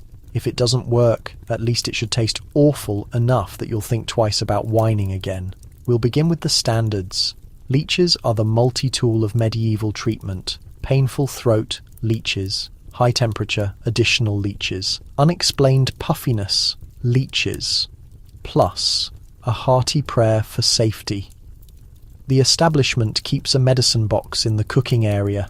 A tiny container of squirming blood drinkers, a bundle of dried sage, a nearly drained bottle of sharp vinegar, and a wooden ladle so worn it has stories to tell. If the owner sees you looking wan, she'll either suggest a leech or wonder if you've touched the loaf again. Plant cures are abundant. The staff share bundles of dried lavender, mint, and thyme, bound with twine and wishful thinking. Name any herb and you can likely brew it into tea. Aching head? Try stewed willow bark. If the sourness doesn't heal you, it might just take your mind off things. Can't sleep? Poppy seeds in heated milk, but just a dash, unless you want to see visions of that goat campaigning for office. Onions remain the house specialty. They're smeared on injuries, pressed on bites, and tucked under cushions to repel evil vapours. Sometimes they're crammed in stockings to extract the sickness. Whether it helps or not, you'll smell the freshest in the building, which in a brothel really means something. For gashes and scrapes, Your first defense is a clean cloth, assuming you locate one. Next comes a blend of honey and plants, applied with genuine faith. Honey serves as the medieval wonder remedy. It's gooey, sugary, and supposedly fixes everything but broken hearts and debts. And if the cut appears infected, prepare for the most frightening treatment available. Heated metal. Yes, burning. It hurts exactly as much as it sounds and happens nearly as often as people pretending not to collapse at the sight. Folk beliefs bridge the remaining gaps. When medicine doesn't work, which happens frequently, someone always knows a story about a relative who healed the disease by burying a frog beneath the doorstep, or a neighbour who beat fever by sleeping with a silver piece in their mouth. The owner hangs a sprig of rue over the entrance, claiming it prevents plague, misfortune, and most crucially, surprise visits from her husband's mother. When truly frantic, folks visit the neighbourhood barber surgeon. He's the guy who hones blades, extracts teeth, cuts hair, and on daring days, tries operations. His credentials: a firm grip, some rags, and a cheerful dismissal of the patient's concerns. Pain relief: grip this branch, clamp down, and try not to wail too loudly. The folks next door are eavesdropping. Victory means the patient didn't instantly perish. Every brothel employee becomes a part-time healer, trading remedies, cautions, and wild stories. With each mug of beer, there's always a fresh concoction circulating. Sometimes suggested by a wandering monk, sometimes created immediately. Have you heard vinegar and rosemary heal a scratchy throat? No, that's because they don't, but it'll definitely make you feel like you exhausted all options. So next time you sniffle, appreciate current healthcare and medication. In the medieval brothel, your sole genuine chance is a solid herbal compress, a confident expression, and knowing that at minimum you'll inspire next week's chatter. Here, wellness depends as much on faith as science, and optimism, like leeches, stays constantly available. Sunrise demands a reckoning. You tally your money, your wounds, and your leftover hope. Most employees just wish the cook remembered to scoop the rodent from the morning's stew. Now we discuss the aftermath. The moment when truth stumbles back into the brothel and everyone examines the wreckage. The oil flames are flickering out. Brutus the Hound is rumbling in the cosy fireplace ashes, and the final intoxicated patron has quit professing eternal devotion to a serving girl and collapsed with his skull in an empty beer keg. The common room displays tangled bodies, hay, and someone quietly lamenting every choice that brought them here. Your initial duty, a complete physical check. Did you endure the evening with all your possessions? Are your shoes still yours, or did the goat claim them again? Any fresh injuries? And can you recall their origins? In a medieval brothel, a night's labour nearly always leaves evidence. Sometimes from an overzealous client, sometimes from tumbling over a stray vegetable in the corridor, sometimes from the madame's wooden paddle during a heated discussion about establishment policies. Don't overlook the typical wound, jabbed in the side during the frantic rush for the cosiest place on the straw bed. Then comes coin counting. You dump your purse and hope it feels heavier than expected. The house always claims its portion. Brutus receives his meal, and what remains barely covers a crust of bread. Or, if you're feeling extravagant, a touch of the shared soap. There's hushed grumbling as workers compare earnings. Some prospered, some barely managed, and everyone suspects Marjorie, who consistently has one additional silver coin than the rest. Now the real challenge: breakfast. The kitchen already fills with the soothing, or at least distracting scent of bubbling porridge. On fortunate days, there's bread and perhaps an egg. On unfortunate days, the stew is denser than evening gossip, and you discreetly remove anything resembling a tale. The boldest add dried herbs and pretend it's gourmet dining. Everyone else shuts their eyes and chews rapidly. Breakfast conversation mixes tired laughter with whispered reviews. Who earned the finest tip? Who's banning the local metal worker from singing again? Did anyone witness the loot incident? There's always fresh rumours about a nobleman's failed disguise. the dog's brave involvement in a fight, or the recent customer who forgot payment and now scrubs dishes indefinitely. Between mouthfuls, you repair whatever damage occurred to your clothing, a fresh rip in the arm, a mysterious stain, or that missing fastener you swear existed yesterday. You examine the washing heap and wonder if today you'll finally clean your garment, or if, once more, a quick airing near the window suffices. Cleanliness remains relative, especially after working closely with animals, people, and at least one unfortunate rodent. Despite everything, there's fellowship in the aftermath. Everyone survived another evening, and briefly you're bonded by shared suffering and endurance. Jokes emerge, tales grow, and the madam occasionally softens enough to pour extra weak ale for the hardest worker. Even the goat appears more generous, sharing straw space and miraculously avoiding toe biting. Before the next shift starts, there's quiet, a valuable moment of calm.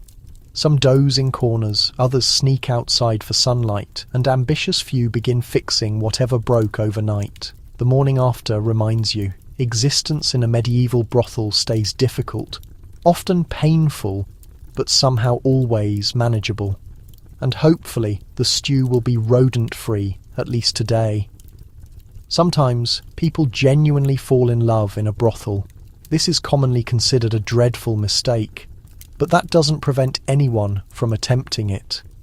Expect broken hearts, passionate speeches, and at least one ballad about lost romance. Let's clarify things. Romance in a medieval brothel resembles a warning tale more than fairy tale love. This isn't where royalty and commoners gallop toward happy endings. It's where you learn that nothing vanishes faster than your pay except promises whispered after 3 ales and exhausting work. Still, optimism persists, even in establishments built on mysteries and performed grins.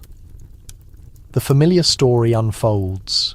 A newcomer appears, anxious and innocent, believing they'll protect their feelings. Perhaps a wandering poet skilled in sorrowful verses, or a trader's son determined to save a damaged soul. Initially, everything seems enchanted. They slip love messages under straw beds and smuggle extra food from the kitchen. Suddenly, every tune in the main hall concerns doomed lovers. Even Brutus the dog appears embarrassed by the starry-eyed sighing. The beloved is always a brothel worker, resilient as leather, sharp as the madam, and politely unmoved by romantic displays. Flowers are scarce, and when they surface, they're typically grabbed from the vegetable patch or taken from a graveyard. One worker still boasts about a customer's serenade with a borrowed lute, off-key in the rain, interrupted midway by the goat. Everyone recognises it's foolish, but that never stops anyone.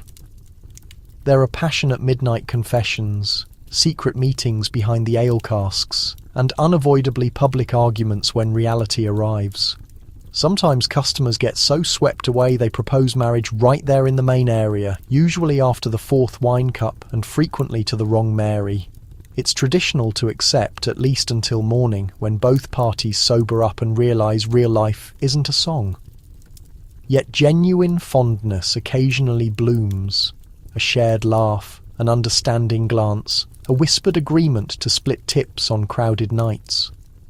These quiet romances focus less on fate and more on survival. In a world where trust is scarcer than clean clothes, a real partner is precious, even briefly. Naturally, there are heartbreaks. A customer departs for distant lands, never returning.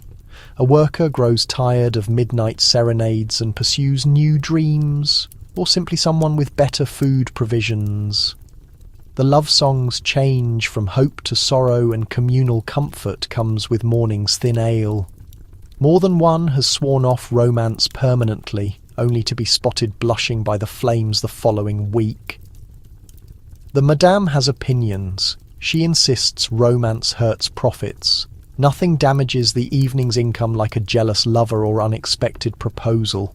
She'll warn any dreamy-eyed worker, love's a privilege, honeybills aren't. But even she's been seen softening during particularly sweet songs. or quietly ensuring sweethearts share the quality blanket once. Occasionally, these brothel romances survive the walls. Some couples escape together, building new lives in distant towns, sustained by memories of stolen kisses and candlelit vows. Most simply dissolve into daily life's rhythm, material for gossip, inspiration for future songs, or another chapter in the endless, complex relationship between hope and truth. So if you're considering finding love in a medieval brothel, remember, it's complex, it's chaotic, and it's seldom what it appears. But for a few treasured moments, even the hardest souls can soften with a beautiful song, kind words, and perhaps, just perhaps, a promise honoured until dawn. Fasteners are scarce, ties are everywhere, and nightly someone gets trapped, twisted, or accidentally exposed before the wrong patron.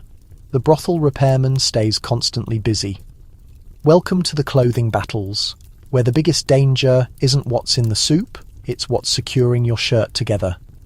In a medieval brothel, the clothing rules are a patchwork wonder, barely maintaining respectability through strings, ties, and faith. Buttons, those marvels of modern convenience, are practically legendary here. When you come across one, chances are it's securing the lady's treasured cape or stitched on purely for show, gazed at from afar but never put to practical use. The real story revolves around laces, lengthy, unpredictable, and perpetually poised to abandon you when you need them most. Every shift begins with the same familiar dance. Someone swearing at a stubborn tangle. Another person desperately searching for a vanished bootlace. And there's Marjorie. Yes, that same Marjorie, skillfully restringing her corset for the 6th time this week. Think tying your boots is challenging? Picture bodices with cords lengthy enough to cause falls, vests requiring another person's help, and undergarments that mysteriously develop fresh tears after each washing. There's an ongoing jest in the establishment that the quickest route to nakedness isn't with a client, it's losing a battle with your own garments. Strings get caught in locks, snag on furnishings, and sometimes band together in schemes to unravel your complete ensemble with a single misstep. Unintended exposures happen nightly, greeted with chuckles, understanding claps, or, when timing proves especially cruel, a quick retreat behind the closest drape. Here's the thing, curtains are always in short supply. The establishment's handyman has achieved local fame, part seamstress, part miracle worker, and part blessed soul. Equipped with various pins, sturdy thread, and the tolerance of someone who's witnessed everything, he dedicates his evenings to fixing tears, repairing splits, and loosening tangles that resemble ancient nautical riddles more than practical fashion. He also serves as the unofficial supplier of backup laces, precious currency when yours inevitably breaks just before a hectic evening. Sometimes the breakdowns are small, an undershirt that droops slightly too much, hosiery that won't remain in position, or an undergarment threatening to drift downward with every sneeze. Other occasions bring complete disorder. Strings that come undone at the most inappropriate times, launching sleeves skyward and causing skirts to crumble. There's the legendary story of the Great Pants Disaster, where an eager newcomer determined to make an impression literally stumbled and plunged headfirst into the shared soup. Her pride recovered, though her footwear didn't. Patrons aren't exempt either. Following several mugs of beer, more than one guest has become hopelessly twisted, needing rescue from a worker struggling not to burst into laughter. Then there are the show-offs, those insisting they can loosen anything single-handedly. They seldom manage it. Instead, they wind up flushed, grappling with an obstinate bodice while the room places wagers on what will surrender first, the strings or their composure. Everyone creates their own survival tactics. Some prepare difficult knots ahead of their shifts. Others rely on fortunate laces, typically just the strongest bits of cord within reach. The more experienced workers have perfected the skill of rapid transformation, diving behind a cleverly positioned partition and appearing moments later completely reassembled, hair and dignity largely unharmed. Despite the evening mayhem, there's definite fellowship in the clothing battles.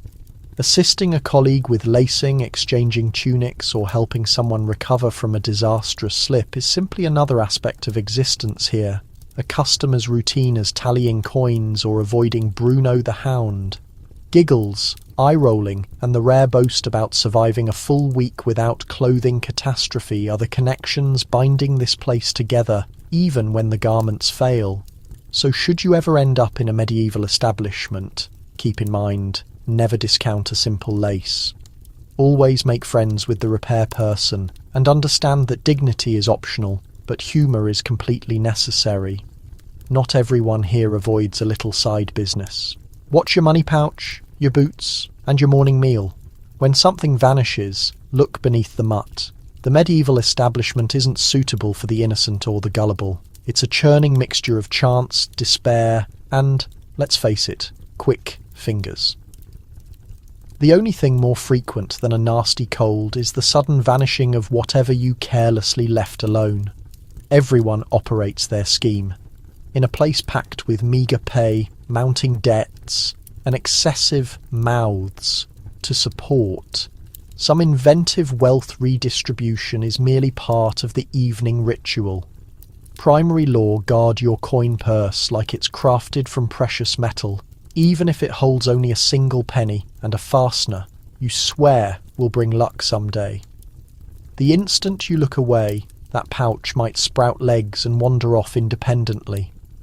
Most establishment workers secure their money bags around their waists, then conceal them beneath additional clothing layers, then sit on them for extra security.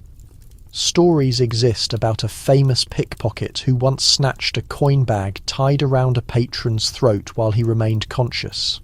Footwear represents another valuable commodity, you'd assume nobody would want a pair of worn boots reeking like week-old stew.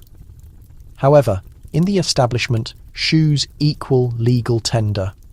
A solid pair can be sold, bartered, or, with tremendous luck, used as payment to escape washing dishes. The smartest thieves exchange shoes with ones a size smaller, leaving the victim wondering if they've suddenly expanded or fallen prey to the world's most disappointing swindle. Morning meals aren't safe either.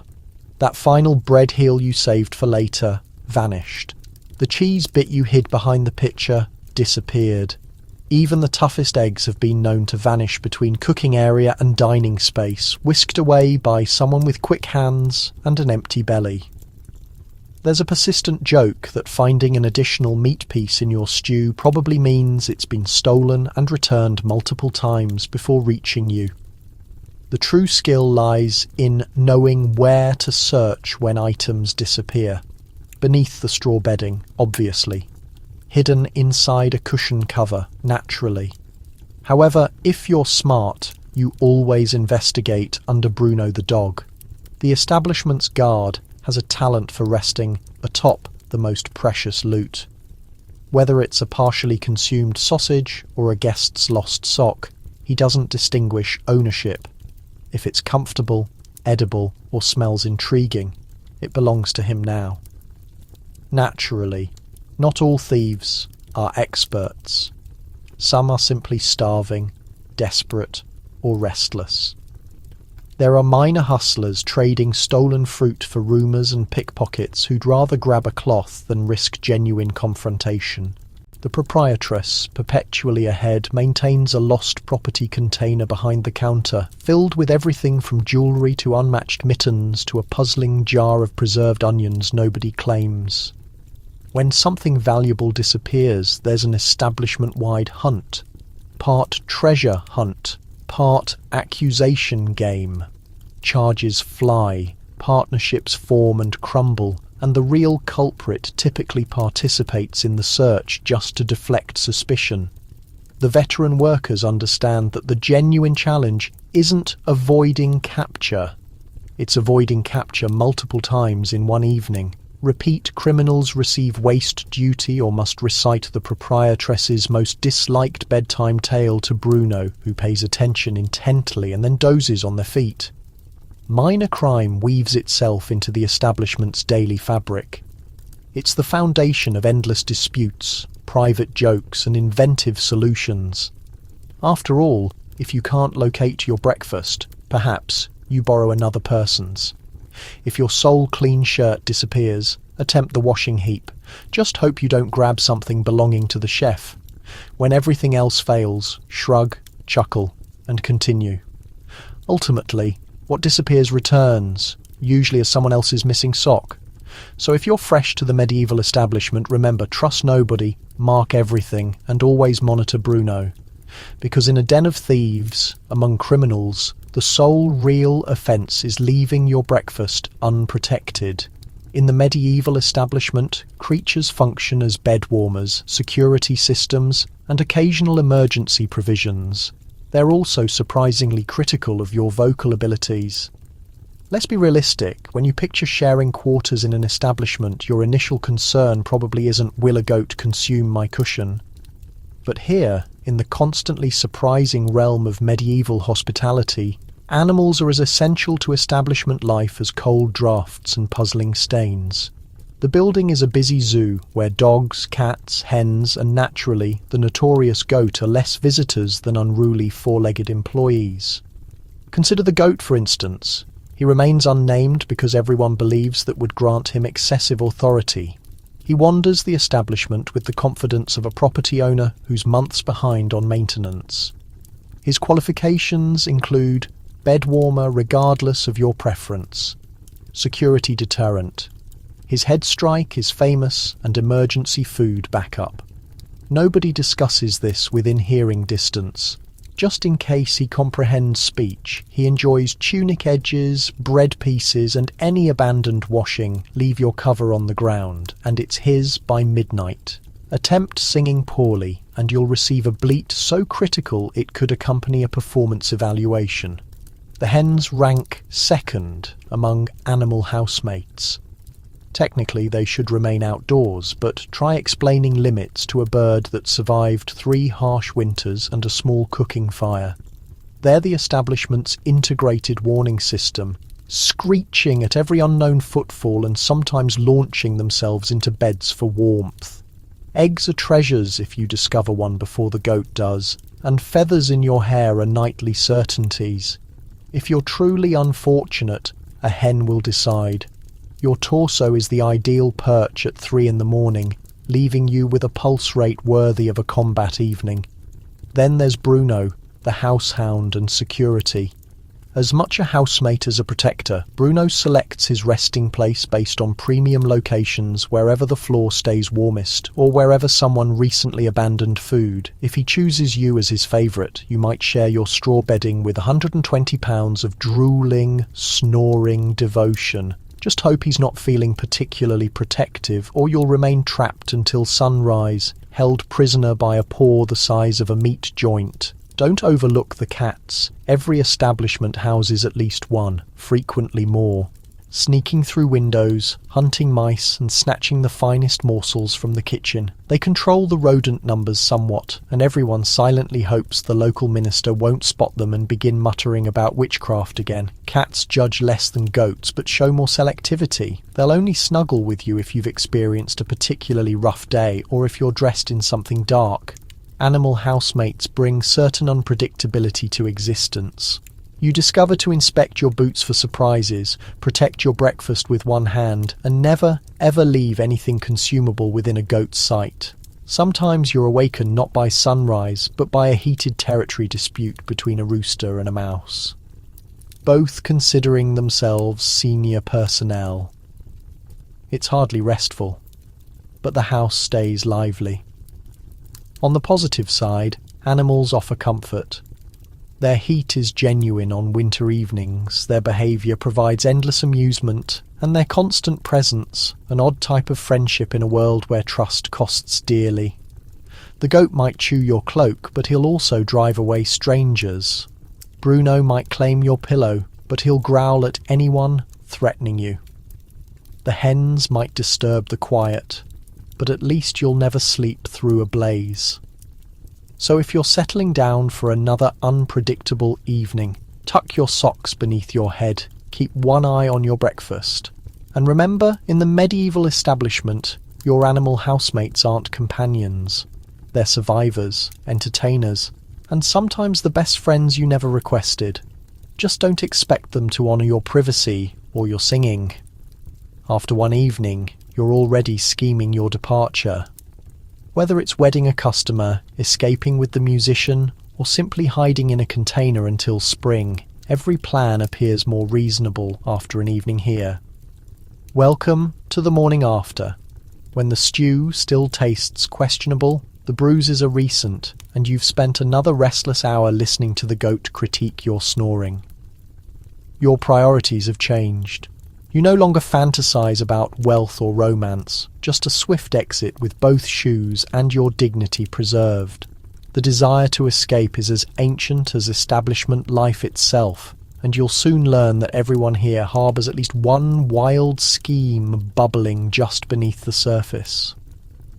First comes the marriage approach. Perhaps you're hoping a wealthy customer will fall desperately in love, blind to the parasites, the dubious cooking, and the fact that your finest dress previously belonged to 3 other people. The establishment overflows with whispered stories of workers who wed a trader and disappeared to better circumstances. Naturally, nobody knows their destinations, and gossip suggests most simply relocated 2 blocks away and began another venture. Still, you rehearse your finest smile, straighten your patchwork tunic, and remind yourself that wonders occur. Just perhaps not here. Then there's the romantic escape with the musician. It always appears feasible late at night, when the firelight is gentle and the music nearly masks the coughing from the adjacent room. Musicians, with their dreamy gazes and wandering fingers, are the medieval equivalent of celebrities, irresistible and completely unreliable. Still, you can't avoid picturing yourself fleeing to join a travelling company until you recall that they rest in wagons, consume even worse stew, and maintain a suspiciously high replacement rate for musicians. For those less interested in romance and more focused on pure survival, there's always the traditional hide until danger passes method. Containers, hay storage, and even the laundry receptacle have all served as shelter for hopeful escapees. One worker once spent an entire afternoon squeezed behind the ale barrels, only to be found when the goat showed unusual interest in the setup. Others attempt blending with the morning supply crew or feigning sickness so convincingly that even the proprietress grows concerned, though not enough to excuse you from your shift. There's also the fantasy of discovering another profession, learning to cook, spinning, or perhaps becoming an assistant to the local medicine maker until you realise it's just more stew, but with additional herbs and fewer tips. But departing proves harder than expected. Establishment life is an odd combination of comfort and chaos. A location where you understand the regulations, however ridiculous, and where at least the animals are predictable. The outside world contains dangers, bandits, starvation, or most terrifying, encountering the priest who knows precisely where you've been. Naturally, the most daring planners consider a group departure. The plan resembles we'll combine our money, leave at midnight and head for the next town. Inevitably, the plan crumbles after the first round of ale, when someone recalls they can't abandon their shoes, someone else admits a secret affection for Bruno the dog, and the third can't bear to leave the kitchen's only sharp blade. There's even a persistent joke about the secret passage beneath the establishment which supposedly leads to freedom, or the neighbour's pig pen, depending on your source. Everyone pretends to believe in it, especially the proprietress, who enjoys keeping hope alive, just enough to prevent an actual revolt. Yet for all the plotting and fantasizing, most workers remain. The establishment, despite all its problems, is familiar chaos. A place where, against all expectations, you survive another evening and find ways to laugh about it come morning. Besides, the goat grows lonely if you're absent too long, and nobody else understands how to arrange the curtains properly. So, as you eye the nearest container, practice your innocent traveller expression, or devise your next escape plan with the musician. Remember, sometimes surviving here is escape itself, and if you ever do get out, try not to glance back, unless naturally you left your shoes under Bruno again. Finally, every establishment has its collection of ghost tales, usually about a former customer who didn't pay or a love-struck monk who never departed. If you hear murmuring in the night, it's either a spirit or just the rats conducting a council meeting. It's late, the candles are flickering, and the ale is running out. This is when the genuine stories begin, the kind that make you pull your feet closer and glance nervously at the curtain fluttering in the breeze. In a place where rest is always scarce and strange sounds are normal, it's no surprise that every establishment develops its own collection of the supernatural. The most famous story is always about the deadbeat guest. He's described in various ways. Sometimes a swaggering trader, sometimes a shy farm lad, sometimes a nobleman who believed he could skip his payment. The details shift with each retelling, but the conclusion never changes. He disappears into the darkness, owing several silver coins, and is doomed to haunt the corridors forever, shaking his empty pouch and sighing about a misunderstanding with the proprietress. Some claim you can still hear the faint chiming of his coins on stormy evenings, or glimpse a shadowy figure lurking near the chamber pot, eternally seeking a lost boot. There's also the legend of the love-struck monk who came for a bowl of soup and never departed.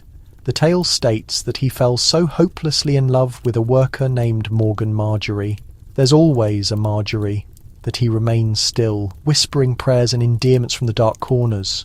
He's responsible for every unexplained breeze, flickering flame and missing bread loaf. If you ever feel your blanket tugged just as you're falling asleep, it's probably not the goat this time. It's the lovesick spirit ensuring no one ever gets complete rest.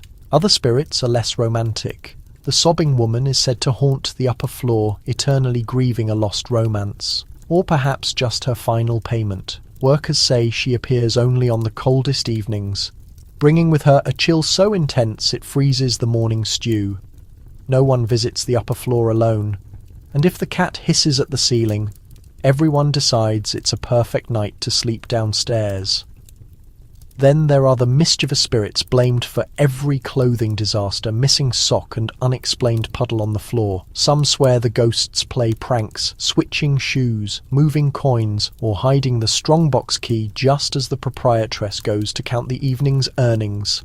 The cook claims her best spoon is cursed, always appearing in the strangest locations, under the dog, wedged in a bed frame, or once in the soup itself. Not every haunting is frightening.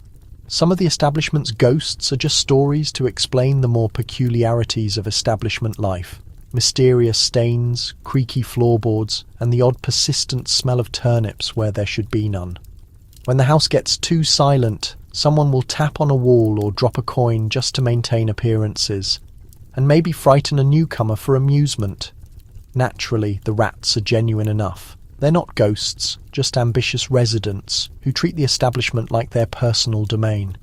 If you hear whispering in the night, it might be the council of rats debating who gets the choicest scraps, or plotting to overthrow Bruno as the true master of the house. In the morning, their tiny tracks across the flour prove that, supernatural or not, something's always awake before you.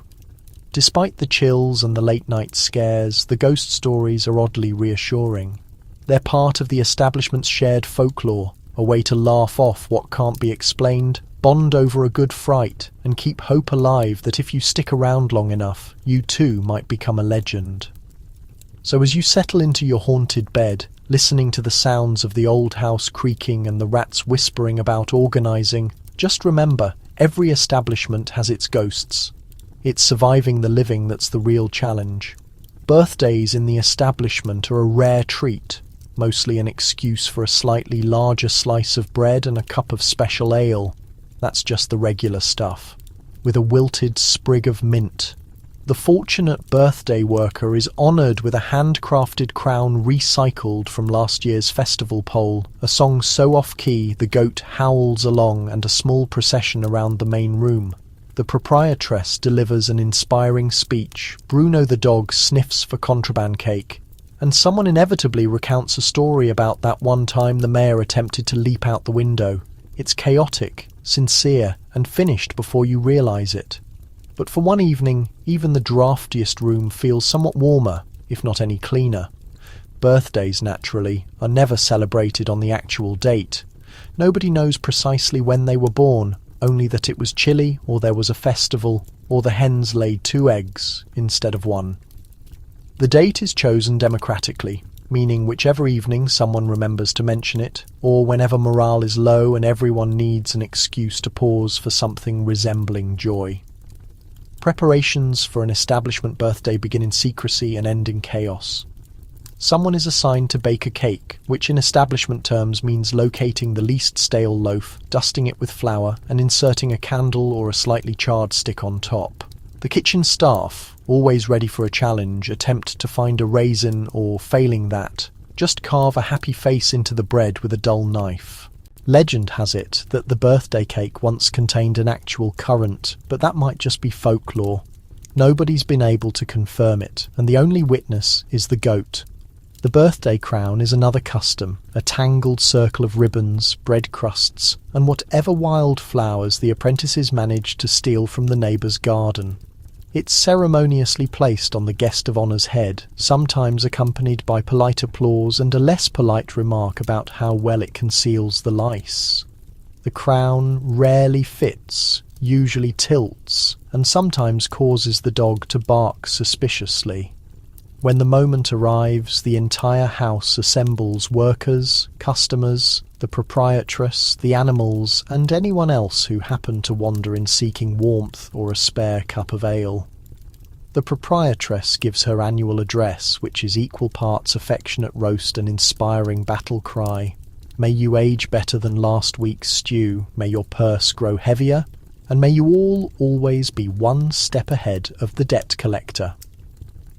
This is followed by a group performance of the birthday song, a melody unique to the establishment, featuring improvised verses and the unmistakable harmonies of people who never learned to sing or bothered to.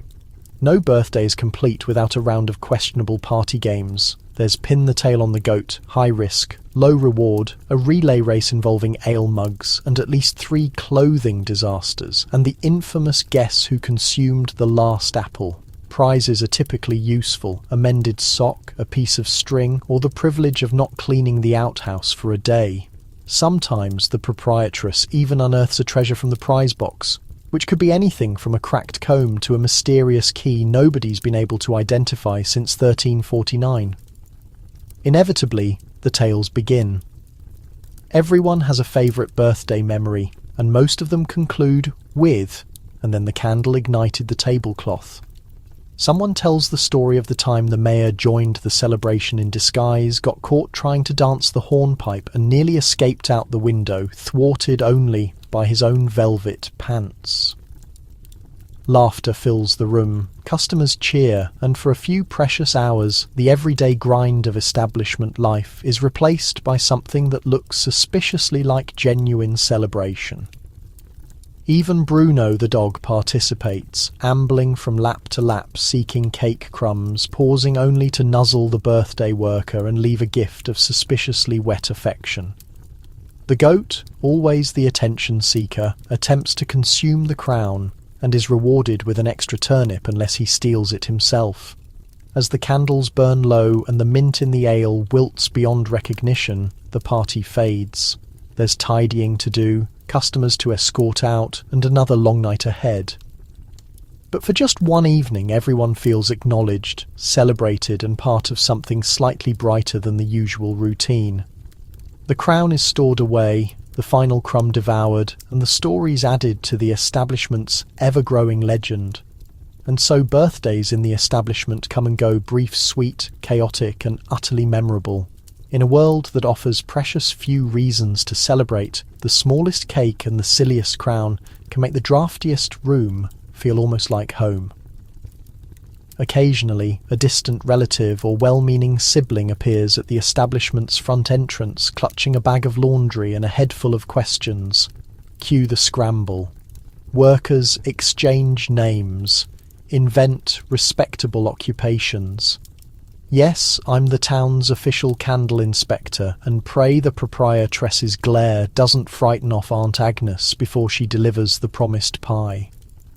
The visit is a delicate dance of half-truths and nervous laughter, with everyone on their best behaviour until the relatives leave, or worse, decide to stay for dinner. Afterward, the staff collapse in exhausted relief, counting their blessings that nobody asked to see the guest book. Let's paint the picture. There's an extra commotion at the door, an unfamiliar knock, not the confident rap of a customer or the secretive tap of a town guard. No, this is the hesitant double tap of family, the kind that says I brought a pie but really means I'm here to ask just enough questions to ruin your afternoon. The first to spot the relative sounds the alarm. Whispers spread through the house. Whose aunt is that? Quick, hide the dice. Someone grab a fresh apron. No, not that one. The other fresh apron. The change happens in an instant. 1 second, the common area buzzes with giggles and gentle mayhem. The next, it's a picture of medieval propriety. The house's biggest flirt suddenly becomes the kitchen helper, and the rowdiest card player transforms into the night bookkeeper. Even Brutus, reading the shift in mood, strikes his most dignified pose, all 4 paws positioned just so, head held high until the scent of fresh pie reminds him what really matters. Meanwhile, the visiting family member gets escorted inside with the respect usually reserved for holy men and tax officials.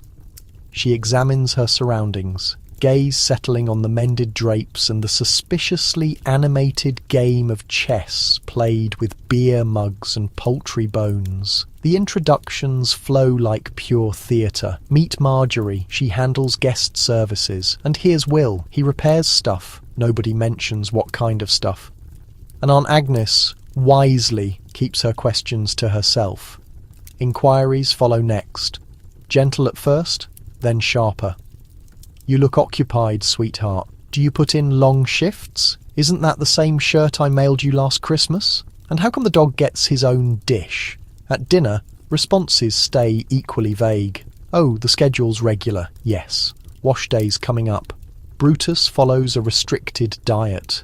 There's a quiet, collective prayer that the pie, slightly charred on one side, but a miracle all the same, will keep the talk from wandering into risky waters. Occasionally, a relative gets too curious and starts exploring. Instantly, 3 staff members crowd the stairway. Chilly up there. We keep it shut, and someone loudly recounts the town's latest marketplace catastrophe as a diversion. The guest registry, a worn ledger crammed with aliases and sketches, gets quietly whisked to the kitchen, guarded by both the madame and the goat, just to be safe. Then dinner arrives. If the relative lingers, the stress intensifies. Every spoonful of stew becomes a risk. Will they remark on the flavour, the serving size, the goat dining from the main bowl? Amazingly, most family visitors pick diplomacy over truth. After all, everyone understands that criticising a host's stew, even in a brothel, crosses a social line too awful to contemplate. Dessert, when available, requires delicate handling. Perhaps a withered apple surfaces or a cup of the house's signature wine. Talk shifts to safer ground. Climate, distant relatives. How wonderful that everyone here appears so tight-knit. Meanwhile, beneath the table, messages get passed and toes get stepped on as staff silently argue over who must give Aunt Agnes the garden tour. Garden meaning goat pen. The goodbye becomes its own show. Sincere embraces, vows to return soon, and a gentle push toward the exit. Don't leave without your pie dish. Send my love to Uncle Harold. Once the door shuts, the entire house exhales together, mixing relief with exhaustion. Later, when the relatives' footsteps disappear, the brothel goes back to normal. Laughter starts up again. The chess pieces return to their real job as drinking chips, and the pie remains get devoured by Brutus and, naturally, the goat. The tales will circulate for weeks. How Marjorie posed as the town's candle inspector, how Will nearly exposed everything with a casual remark about the mayor's jacket, how Aunt Agnes wondered why so many residents here share identical surnames. It's simply a popular name, Auntie. Family drop-ins stay awkward, sometimes catastrophic, and finally bonding in their own absurd fashion. And if nothing else, at least everyone enjoyed a piece of pie and gained fresh material for the next gossip session. The brothel isn't the only establishment in town. Competing houses line the street, each with their own proprietress, their own policies, and their own devoted attachment to their preferred brand of bargain perfume. Rivalry runs deep and stays mostly petty. Vanishing laundry, switched signs, or a goat mysteriously painted bright blue. During festival periods, the territory battle spills outdoors, with opposing staff attempting to outsing, outdance and out-insult each other, while townsfolk wager on who'll trigger the first food fight. Despite the theatrics, there's a warped fellowship. Nothing brings the district together faster than an unexpected church raid. The understood rule stays simple. The market can't support everyone's success, but it's exactly large enough to maintain an endless cycle of mildly annoying sabotage attempts. Your establishment might boast the finest soup or the softest bedding. That's debatable. But the place next door claims superior customer service with genuine smiles and fewer goats in the sleeping quarters. Competition never truly rests, especially when money pouches run light and gossip flows thick as morning mist. Consider the legendary signboard switch, for instance. One misty dawn, our house discovered our weathered wooden sign gone, replaced by a board advertising spiritual purification and wholesome entertainment. Inquire about Sister Agnes. Meanwhile, 3 blocks over, the rival establishment found their sign now sporting facial hair, a questionable illustration and a hastily painted motto, "All poultry welcome." For days, bewildered customers wandered door to door, uncertain whether they'd encounter a night of pleasure or a lecture about salvation. Laundry becomes another battlefield in this quiet war. When your stockings disappear, don't suspect the goat. Check the neighbour's clothesline. Rival houses regularly borrow undergarments, tunics, and especially the quality aprons. Nothing breeds resentment faster than spotting your finest undergarment flaunting past your own doorway, now wearing someone else's scent and a suspicious patch where your initials used to be. Minor pranks fuel brothel competition. Once, our rivals delivered a basket of greeting apples, each one carved out and packed with pickled onions. Our response came swiftly. We loaded their outhouse with a bag of frogs and displayed a banner reading, "For a croaking good time, try next door." Even Brutus the dog joined in, sneaking across battle lines to pilfer sausages during a rival house celebration, then returning home with a chain of links and the bearing of a victorious general. Festival season, however, brings rivalry to its theatrical climax. The streets transform into a performance space for open competition, with opposing staff forming lines on different sides, armed with nothing but powerful voices, questionable dance moves, and slightly out-of-tune instruments. The singing contest becomes legendary. Each team attempts to overwhelm the other with risque ballads and brags about their mattress comfort or staff discretion. Dance competitions quickly turn into comic theatrical displays. Who can balance a dinner roll on their noggin? Who can juggle the most onions? Or who can make the crowd laugh loudest at the rival house's expense naturally? Pranks intensify. There was the season someone dyed a rival's goat brilliant blue, a shade that persisted for months, much to the poor creature's embarrassment and the neighbourhood's entertainment. Another occasion, the water barrel out front got doctored with a mixture so bitter the entire street spent the following day parched beyond belief and pointing fingers over the liquid of misery. Nobody ever admits to these shenanigans, but everyone suspects Marjorie from whichever house. Still, there's a strange kinship amid all the sniping. The proprietresses, despite their bluster, have been seen sharing a drink after a particularly wild festival, exchanging notes on difficult customers and ungrateful goats. Rival staff trade stories behind the outhouses. And when the church comes marching down the road with fire and brimstone in their hearts, every dispute gets instantly set aside. Suddenly, everyone becomes family.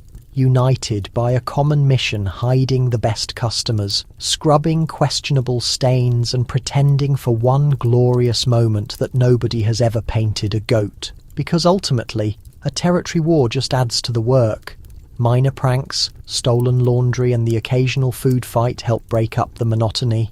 And while rivalries may simmer year-round, nothing builds bonds faster than surviving a crackdown together against the world, and always prepared to scheme the next blue goat. Every few months a fresh apprentice shows up, bright-eyed and gripping their best and only tunic. Their initiation becomes a whirlwind of bewilderment.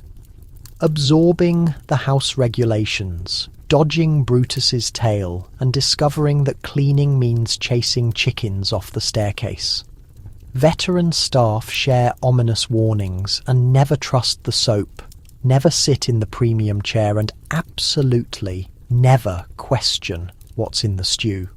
By midnight, the apprentice stands knee-deep in spilled ale, half-clothed patrons, and more guidance than they'll retain by sunrise. Make it through your first night, and you might just survive until payday. Assuming you still desire to. Let's begin with arrival. The apprentice gets welcomed with a chorus of questionable excitement from the regulars and a cautious sniff from Brutus, who apparently knows when someone's fresh and anxious enough to drop their bread scraps. They get shown to quarters that's really a glorified storage nook, complete with a straw-packed mattress, a single moth-eaten cover, and a wardrobe consisting of whatever's in the laundry heap and doesn't currently walk away independently. Training starts right away. The madam runs down the house regulations in a voice that tolerates no arguments, no free samples, no credit, no feeding the goat after sunset. And if you hear singing past midnight, plug your ears and flee. The list expands as the veteran staff contribute, each adding their preferred cautionary story. Watch out for the drafty window, the latch snaps. Always inspect the chamber pot before sitting, and remember that the rooster gets offended easily and bites worse. Their first task almost always involves kitchen duty. Here, the apprentice receives a spoon as long as their forearm, and gets assigned to stir a cauldron of stew that's witnessed more ingredients than the town records. The cook, a formidable woman with forearms like tree trunks and a passion for reading futures in vegetable scraps, provides encouragement through shouted directions and the occasional helpful smack with a ladle. If the apprentice inquires what's in the soup, they get told, "Don't ask, just keep stirring." The evening crowd begins to arrive. The apprentice gets sent to deliver mugs of watered-down ale to tables full of customers who study them like a new horse at auction. Interested, but with no plans to pay extra for the upgrade, they discover the hard way that serving drinks translates to avoiding spilled ale. Unwanted advice and hands that roam further than the discussion. Brutus, the house dog and security, tests the newcomer's courage by positioning himself directly in the busiest corridor and refusing to budge unless bribed with sausage. The apprentice, clutching a mug and a hope, must negotiate passage without losing either. If they succeed in this trial, they get rewarded with a wet paw print on their tunic. Consider it an honour badge. It doesn't take long before real chaos erupts. Someone drops a tray of bread, a chicken breaks out of the pantry, and a regular decides this is the ideal moment for a song. Despite the no singing after midnight policy, the apprentice discovers themselves corralling livestock, mopping up mysterious puddles, and answering questions from guests who insist their room should include less racket and more curtains. The veteran staff holler encouragement and occasionally hide behind the apprentice to avoid a particularly boisterous patron. Midnight comes in a haze of fatigue, confusion, and loose feathers. The apprentice sits slumped against the wall, still gripping their spoon when the madam shows up for the final check. "Still present?" she inquires, eyebrows lifted. "Didn't bolt for the countryside." "Excellent, you show potential, or you're simply too exhausted to move." By morning, the apprentice has absorbed more than any manual could convey. They've uncovered the secret to surviving the night. Keep your head low, your wits sharp, and never, ever leave your footwear unguarded. As the first sunbeams slip through the dirty window, they realise they've earned their first genuine mark of brothel endurance. Stick around long enough and the chaos turns routine, but nothing matches your very first night. A baptism by spilled ale, poor jokes, and the undeniable sense that if you survived this, you can handle virtually anything medieval life hurls at you. When a medieval tempest rolls in, the brothel becomes a vessel caught in heavy seas. Buckets beneath every drip, floor rushes swept aside by muddy boots and the unmistakable sound of the goat demanding higher elevation. Candle flames flicker in the draught, the fire struggles, and everyone's clothing acquires a fresh coat of dampness. The madam commands a midnight operation of mop-wielding and window-boarding, while Brutus sulks in the driest spot and the chickens perch on the bed frames. Morale stays up with strong ale and even stronger humour, because in a house where privacy doesn't exist, rest stays a rumour. You learn to weather every tempest together. It begins with the wind shrieking through the crooked alleys and shaking the shutters with enough power to make even the bravest customer consider spending the night at church instead. The first heavy raindrops pound the roof tiles, some whole, some only clinging on through stubbornness. Then locate every possible crack, gap, and conveniently overlooked opening. It's a brothel custom. The instant the thunder booms, someone yells, "Bucket chain," and half the crew race to claim the driest locations, while the other half scramble around, catching leaks in anything that can contain water and some things that cannot. Within minutes, the floor rushes float and the front entrance becomes a dangerous obstacle. Course of slippery straw, abandoned boots, and highly mobile chickens escaping the rising flood. Customers try to assist, but mainly succeed in tracking more mud inside, converting the entryway into a kind of medieval slip and slide. Anyone foolish enough to grumble about wet conditions gets handed a broom and invited to experience the pleasure of sweeping water uphill. Illumination becomes a team effort. The storm drains the warmth from the fireplace, so the madame orders every available lantern and tallow candle pressed into duty. The result is atmospheric if your concept of atmosphere includes shadows that dance at every flicker, the constant smell of burned wicks, and the occasional candle extinguished by an especially ambitious drop from the ceiling. The main room glows with an uneven, uncertain light, ideal for sharing ghost stories and accusations about who left the window open. Brutus the Mastiff, unshakable in most emergencies, gets reduced to a grumpy pile, firmly wedged behind a stack of firewood and refusing to budge even for the promise of leftover soup. The goat, conversely, sees disaster as opportunity and immediately climbs the furniture, claiming residence on the highest bed available. He surveys the chaos below with all the smugness of a king secure on his throne, occasionally rewarding the staff with a mournful bleat if his bedding gets wet. Upstairs, sleeping arrangements become a full-contact sport. Everyone wants the driest, least drafty location, which inevitably leads to negotiation, trading, and outright bribery. A coveted spot near the fireplace might cost you tomorrow's breakfast, a precious bit of soap, or the promise to take the next shift on bucket duty. Privacy doesn't exist. Anyone with dry socks by morning automatically gets suspected of cheating or supernatural luck. Outside, the wind whistles through wall cracks, adding a haunting harmony to the night symphony of dripping, splashing, and the endless clatter of the madam's mop against the stone floor.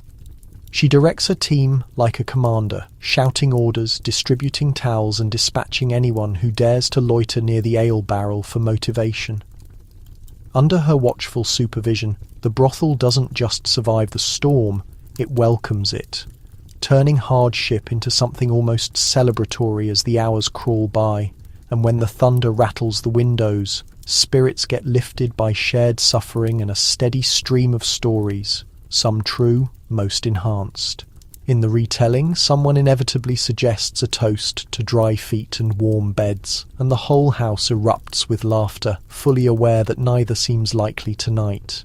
By dawn, the storm becomes just a memory. The floors are somewhat cleaner, and everyone's earned the right to complain about the weather for at least a week. Because in the medieval brothel, storms are simply part of life's great gamble. Equal parts inconvenience, entertainment, and proof that no matter how wild things get outside, inside, you weather it all together. Once yearly, in an effort to keep morale high and arguments from escalating, the brothel hosts its own election, a boisterous competition to crown the next house. Champion candidates campaign shamelessly, offering extra bread at breakfast, telling the finest ghost stories, or bribing voters with promises of soap privileges and a turn in the premium bed. Ballots get cast. Mostly honestly debates stay heated and the goat remains always a wildcard candidate. The winner receives bragging rights, a hand-me-down crown and the questionable honour of organising next month's laundry rotation. It's democracy, medieval style, messy, loud, and just like everything else in the brothel, more entertaining if you don't take it too seriously. Election season begins as soon as the leaves change or someone gets bored. Whichever happens first, there's no fixed calendar. Just an agreement that it's time for a distraction from the day-to-day grind of stew, patchwork, repairs, and the latest outbreak of the sniffles. The madam claims it builds teamwork. Skeptics say it's just a method to see who can survive a week of non-stop flattery and mudslinging. Either way, the house livens up the moment someone pins last year's faded sash on the wall and declares their candidacy. Candidates emerge from every corner, some expected, others wildly hopeful. There's always the reigning chance champion, desperate for a second term mainly to avoid laundry duty, and the underdog who's determined to win with nothing but intelligence, charm, and a secret cachet of dried apples for bribery. Occasionally an ambitious apprentice tosses their hat in the ring, only to learn too late that popularity contests require both thick skin and an even thicker collection of amusing stories. Campaigning becomes, as you'd expect, pure medieval spectacle. One candidate might rise early to gather fresh rushes for everyone's bedding, then spend the day reminding you who did it. Another hosts impromptu debates in the common room, grilling opponents about their position on soup ingredients, curfew hours and whether the rooster should be permitted to sleep indoors. Handbills are impossible. Paper costs too much, so each hopeful instead announces their promises at full volume, preferably when the madam is within earshot. Bribery becomes practically mandatory. Promises fly thick and fast. Vote for me and I'll sneak you the finest bit of cheese. Or my administration guarantees 2 extra minutes with the communal comb. Soap represents the gold standard of electoral currency. One candidate once sealed victory with a rare unscented bar. Some offer up their rarest privilege, a night without bucket duty or the right to first selection from the lost and found box. Even Brutus the Mastiff gets courted with bones and belly rubs, though his vote gets easily swayed by whoever smells most like soup. Debates are spirited, occasionally descending into comedy. One year the goat got nominated as a prank and ended up placing second thanks to a suspiciously organised farm animal block. There was a brief attempt to introduce a debate moderator until the cat, sensing chaos, curled up on the ballots and refused to move. Policies get debated how to keep the bathwater clean, whether singing after midnight should be prohibited, and who's responsible for the mysterious stains on the parlour curtains. Ballots are scraps of anything handy-torn fabric, old receipts, even a particularly sturdy bit of crust. Voting stays theoretically anonymous, though everyone knows who wrote Marjorie for president in Chicken Scratch. The counting gets done with great ceremony and even greater confusion, usually interrupted by a customer demanding a refill or a sudden rainstorm that soaks the ballot box. In case of a tie, a runoff gets decided by the most medieval of all methods, arm wrestling dice, or, if things get desperate, a sing-off judged by the goat. When the dust settles, the new house champion gets crowned with a slightly dented crown, given a standing ovation and immediately besieged by requests for favours, complaints about the soup, and urgent petitions regarding the mattress rotation schedule. The celebration stays loud, chaotic, and full of the kind of laughter that makes you forget for a moment about tomorrow's chores. In the end, nothing changes too much except the laundry schedule and maybe, just maybe, the sense that for all its madness, the brothel remains one very democratic sort of disaster. At least until next year's election, when the goat runs again, promising hay for all.